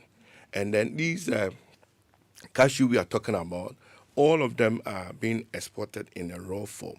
And then we have few local processing. So what we have our focus is on value addition. How do we help local cashew processors to be able to process locally here? There's, as part of our program, we are finding matching grants to support. There are other interventions that support local processors in retooling their machines and making sure they have the right things to be able to process them. We have a plan that if you are able to, I think the capacity of processing sector is almost 65,000 metric tons. Almost 8,000 or so is being processed here. We intend taking it to 75. In taking it to 75, we intend making sure about 50 to 80% are processed locally here. So we are supporting, finding better ways of supporting local processors and adding more to be able to come and process the material before we are able to send outside, giving them some incentives which can be in the form of matching grant to be able to do what they are supposed to do. We have other programs running with the Ghana competitive program by NURAS and ProForest and the Swiss government. They are making sure they help certain local processors in terms of tools, in terms of matching grants that support them. These are all interventions that the authority is doing through various things. Under the World Bank program, we are also running, which they are expecting to see the fruits. Yes, we have made sure that we have a portion that will pump into the local processing. Winston, these are the things that the president wants us to do and make sure that people can process the nuts here in Ghana before they are exported. There are many other things that we have put in place. Someone says I should ask you. Says, good morning, Winston. Please ask him about nutmeg. It doesn't fall under us. Okay. And so if you want us to look at it, he can approach us and then we can see how best. But it's not part of our... It's not part of you. But Dr. Ndiokra, before, you talked about, briefly about coconut. And it's one of the things that, another great area. What are the opportunities there? Because today, and from what I have gathered, from the research I've done, if you say an acre, you can have between 80 to 100 trees. And once it starts fruiting, 100 80 to 100 a month. Yes. So if you have, say, and for purposes of analysis, if I say, so if you have 100 trees, okay, living an acre, let's do 80. Okay, let's do 80. If you have 10 acres times 10, that's 800. If you get 80 every month, that's 64,000 fruits of coconut every month. If you sell one for 2 cedis, that is 128,000. But that's if you're doing it just like that. But there are other opportunities in there, so share some of them with us. Okay. So I'm happy the coconut one you have also shared this. One area is also rubber. Mm-hmm. Rubber has a huge benefit because one, the rubber we don't eat. The rubber it has a huge demand that locally, even processors are saying that they don't have enough to process locally to TSL before we can even talk of manufacturing the product. So rubber, both its cultivation and its processing is there. And you don't do much about it. We just need to get the right rubber seedlings planted, do the initial stage cultivation. When it gets up, the demand is huge. We can use that also to address the illegal mining areas to restore our lands. So rubber also serves as all the poison areas and stuff like that. We can use rubber to resolve the others. Whilst you are getting rubber from them for processing locally here, that is huge. And then the money you can get from there. Again, rubber, all my crops can get carbon sequestration, but rubber sequestrates a lot carbon in the air, which you can also sell through. I'm sure also you are aware of the carbon market, carbon sequestration. Yeah. Yes, that these are monies you can also get from carbon and these crops. Rubber, then we come to mango. Now mango, as we all love mango, mango is just a lot that we can't talk about. Mango itself has huge potential. The blue skies are processing mango. They cannot. The HPWs are processing mangoes here. They can't get mangoes. They import, bring even mango from outside to this. These are money. So the monies you are saying, if you calculate mango one, because mango has another international, they are distributing here from Ghana, blue skies, process mangoes and they send it to Marks and Spencer's and then the retail shops in UK daily. So if you invest in mango, look at what. There's a message that says, and let me just read that one to you, that has been talking about, because you talked about, it says, my name is Obobi, a software engineer and a farmer. My team and I have developed a platform called AgroVigil, which is used to manage and monitor agricultural projects for farmers, investors, and organizations. Your guest spoke of opportunities for technology to be used to monitor the progress of a tree plant project, and I'd love to present this to him. Fantastic. I keep receiving them. Yes, I recently were in the UK under the president's UK-Ghana UK Investment Summit. In a panel, the guy sitting beside me also is a tech guy.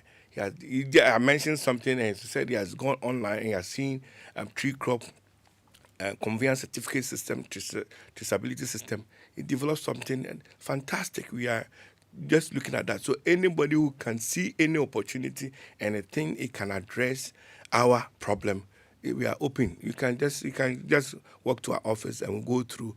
Once it's going to add value and create jobs for him and his entire team and the rest of the youth and the women in the country, we are for it. We are ready to talk and then move forward. So it's welcome. Good. I mean, you've talked about all the opportunities, but there's one thing I want us to talk about also.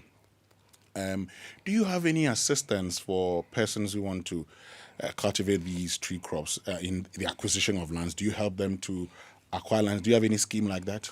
Thank you very much. Winston, one of the things that the Tree Crop Development Authority is doing is it is strategically positioned to be one-stop shop where when you walk in and you tell us your interest, we want to be able to help, even though if it doesn't sit there. Land, it starts with land. If you have land, nor if you don't have, we want to lead and help you to acquire land. So we are in talk with some traditional authorities and people who have land, and we are building land banks. So when we have the land banks and you come in, and depending on your interest, then we can assist that you go, oh, okay, oil palm, Western region, oil palm, this area, coconut, this area. So the ones we have gathered, then we can point. Recently, we have a team from Thailand. They are interested in oil palm, and they want us to get them about 30,000 hectares of land for them to also come in. As I'm speaking, my officers on the ground in Western region, because we contacted somebody and said he has that land. So we are going there to make sure if it's okay, then we'll make sure there's a getting free land, then we'll get it. So we assist in those land. Yes, others too are coming depending on your interest. And what we do, and one of our core things, that if we have the resources as part of the development levies that we get, we have to give back to those who want to plant. So we give free early seedlings to people that they can. You have the land, or you are a farmer already, you want to upskill, we should be able to help you if we have the resources to give you early seedlings to be able to do that, and some technical assistance and make sure you can upskill your farm. In a minute, what are the challenges currently facing you? That would also present opportunities for others. The challenges, as you said, is making sure that people understand the tree crop sector and they know the mandate, that a lot of people are doing things that before the authority. So since an authority came in, they say things that it falls under their purview, and you could see that is at all sectors that people are doing things. So you are doing things they don't understand. But when it comes, the law is clear. When it comes to 3-6 crops, or you can be doing things and stuff like that. There can be cross-cutting stuff. But when it comes to cashew, coconut, oil palm, rubber, and mango, the authority is given to the Tree Crop Development Authority as the sole regulator to ensure that things are done well. So that's one challenge of all sectors understanding this and working together. In the Act, we are to collaborate with EPA, Standards Authority, GEPA, Exim Bank, everything. So these are coordination and sector, and we are doing a lot to do that. So that is one. Again, the actors themselves. So somebody doesn't think that, before I was exporting all my stuff, my coconut, processed coconut, he doesn't know that he was doing those things illegally since the law came forth. You think that, no, we're not paying anything. No. And since we came, we have not introduced any money levy or anything. All the levies are stated in the law before we even came. All that we are doing, we are enforcing. So we are praying that actors and everyone will understand this and then do the needful. What is more important is, Winston, that I want to state here is we pay development levies on export and things that we do. So if we do that, by the same law, it has to go back and give this development levy to them by way of inputs. Exactly. So that is what it is. Okay. Dr. Andy Osekra, thank you so much for joining us this morning. And Dr. Andy Osekra is the Chief Executive Officer of the Ghana Tree Crop Development Authority joining us. So, folks, you know all the opportunities.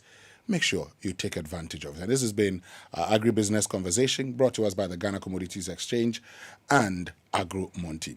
But you know that moment when you're trying to impress but you don't know what to say? Relax, just share a pack of Munchie chocolate chip cookies. The rich chocolatey crunch does the talking for you.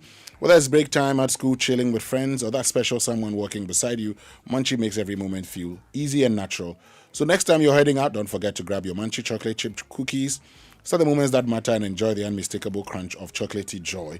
But if you need fuel, make the smart stop at Star Oil, Ghana's largest oil marketing company. With over 240 stations nationwide, they give you high-quality fuel, great service, and real value for money. And that's why many Ghanaians are switching to Star Oil. And with a Star card, you can enjoy safe, cashless fueling and easier spend tracking. Wherever you go, choose Star Oil for your quality and affordable fuel. Okay, before Dr. Andy Osekra leaves us, final words from you in 30 seconds. Just a quick one. I didn't mention shea. Shea is a fantastic area. Okay. A lot of women gaining out of that. And that place, the digital area is there. The youth should look at the shea in terms of aggregation, in terms of trading and exporting in the shea area. Shea is equivalent to cocoa. All the chocolates you are eating, the best one with that shea you cannot eat that chocolate. Okay. So it's an area that the potential is huge. And of course, I'm sure you remember the Korea, yes, the better, shea butter thing we are promoting well for us to use it locally here. And local processors, a lot of women are doing that. Now we have a variety that can just start fruiting within 3 years. So it's an area we are putting our eyes on. Thank you very much, Dr. Andy Osakra. Stay with us. We'll be right back after these.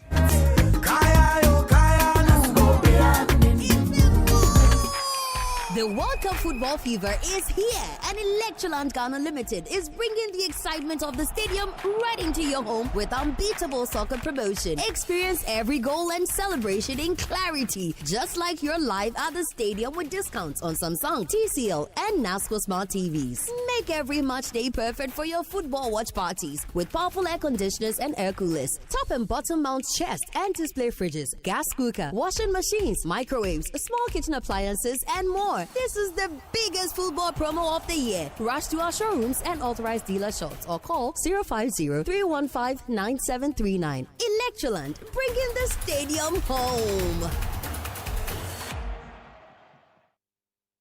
Every day, the grind goes on. We chase the money. We chase the jobs. But sometimes, everything can wait. Ghana have done it. Ghana heading to the 5th World Cup. And in that moment, nothing else matters. Everything can wait.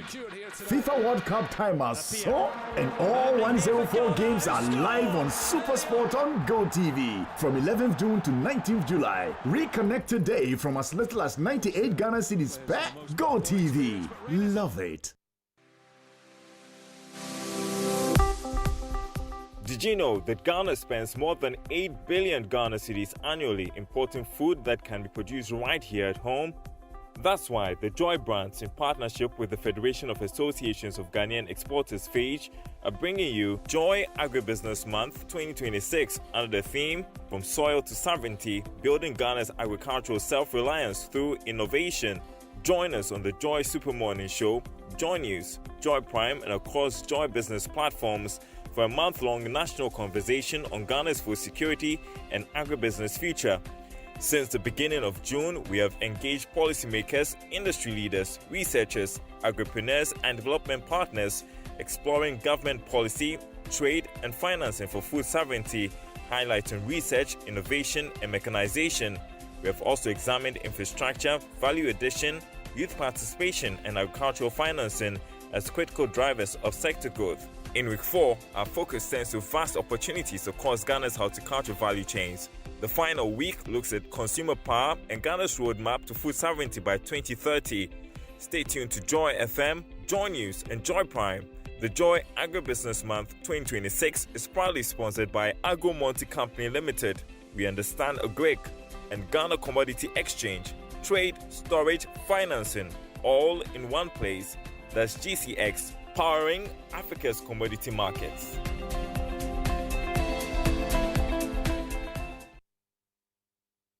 Welcome back, and thank you very much for staying with us here on the Super Morning Show on Joy 99.7 FM. And so we've been talking about sanitation at the Kaneshie market. Well, we've been joined by the PRO of the Accra Metropolitan Assembly, Gilbert Ankra. Gilbert, good morning, and thank you very much for joining us. Good morning, my brother, and thanks for having me. So, Gilbert, I don't know whether you've been to the Kaneshie market, but the sanitation situation there is terrible. What is the Accra Metropolitan Assembly? Now, first of all, why haven't you solved this? Because we're talking about one of the major markets in your metropolis, and sanitation is very poor. Why? Thank you very much for the opportunity once again. Of course, as an assembly, it is a concern. And we've noticed the spillage of the waste around the Kaneshie market. But it's important to set the record straight with respect to the fact that that particular site is a site for Zoom Lion to manage. So it is not the Assembly's responsibility to collect those waste within that particular Hold on. So you say who gave Zoom Lion that site to manage? No, it's part of Zoom Lion's SIP contract. So Zoom Lion is expected to ensure that waste at the market, and especially SIP container sites, are lifted or collected. And whose responsibility is it to ensure Zoom Lion does the right thing? Yes, of course, it is the assembly. So as an assembly, there are processes we need to follow. The assembly has notified Zoom Lion to ensure that the waste is cleared. When did the assembly notify Zoom Lion? We notified them, I think, since Monday or so, since as we saw things not really being well, we notified them. As I speak to you today, we've given them up to today to ensure that the waste there is cleared. If not, the assembly will do the clearing. Now, you hold on, Gilbert. You notified them on Monday. Yes. When we got there yesterday, that had not happened. You say you've given them up to when? We've given them up to today to ensure that the waste is cleared. If not, the assembly will do the clearing today and then ensure that whatever cost involved, they would have to bear the cost. Gilbert, you notified them on Monday, but this refuse has been gathering there for quite some time. In fact, several weeks. Why did it take up until Monday for the assembly to get involved? The assembly has been involved, but just as I was saying, we have to do official response to them to let them know what is happening there. And that, as I speak, has been done. Yeah, but even the official response, Gilbert, you say the assembly has been involved and you've seen this. Now, the general expectation is that for something of this nature and the health risk associated with it, the directive be immediate. Why did you give them up to Thursday when you gave them a letter on Monday? We didn't give them up to Thursday to ensure that it's cleared. When we notified them, we told them to ensure that they clear the waste immediately. You just told me that you've given them up to today. Today is Thursday. Yes, that's what I'm saying. Today, the assembly is following up. No, hold on, Gilbert. Let me get you clearly.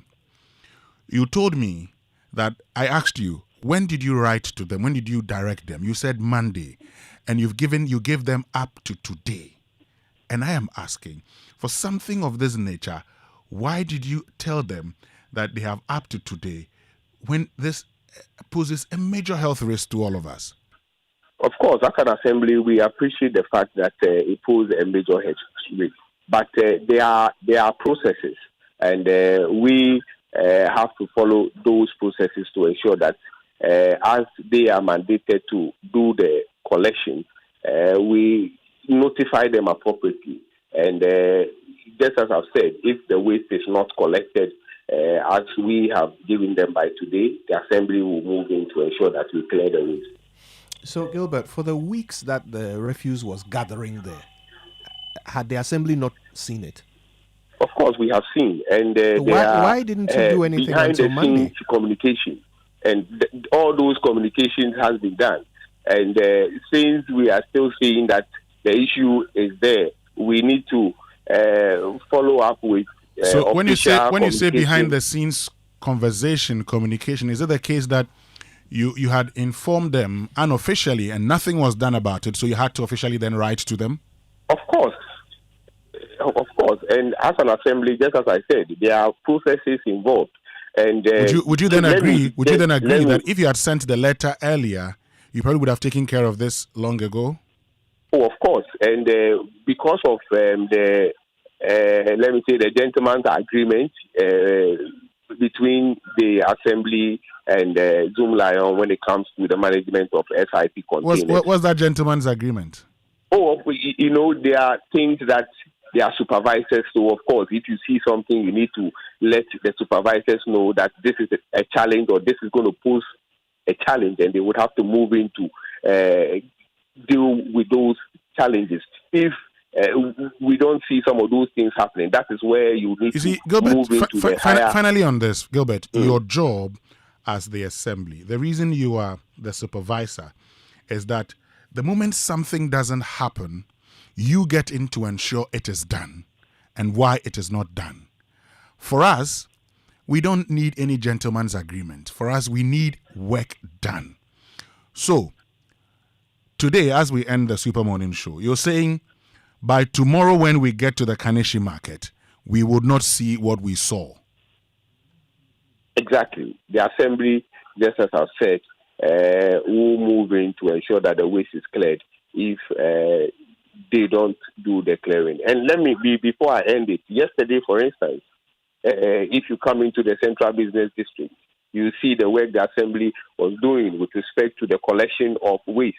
And all over yesterday from 6 p.m. To 12, we were in the Central Business District. And we even used the opportunity to share whatever was happening on social media. So if you go to our social media handles, you see very live presentations, live coverage of the collection of the waste within the Central Business District. So with respect to the collection of the waste, I can assure you that the assembly will move in and do the collection if it is not done.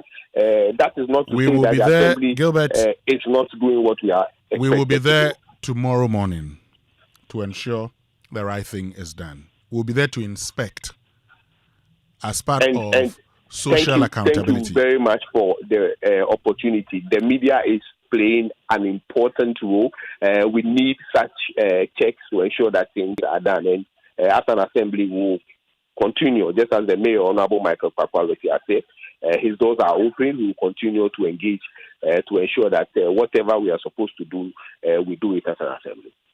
Gilbert Ankra is the PRO of the Accra Metropolitan Assembly.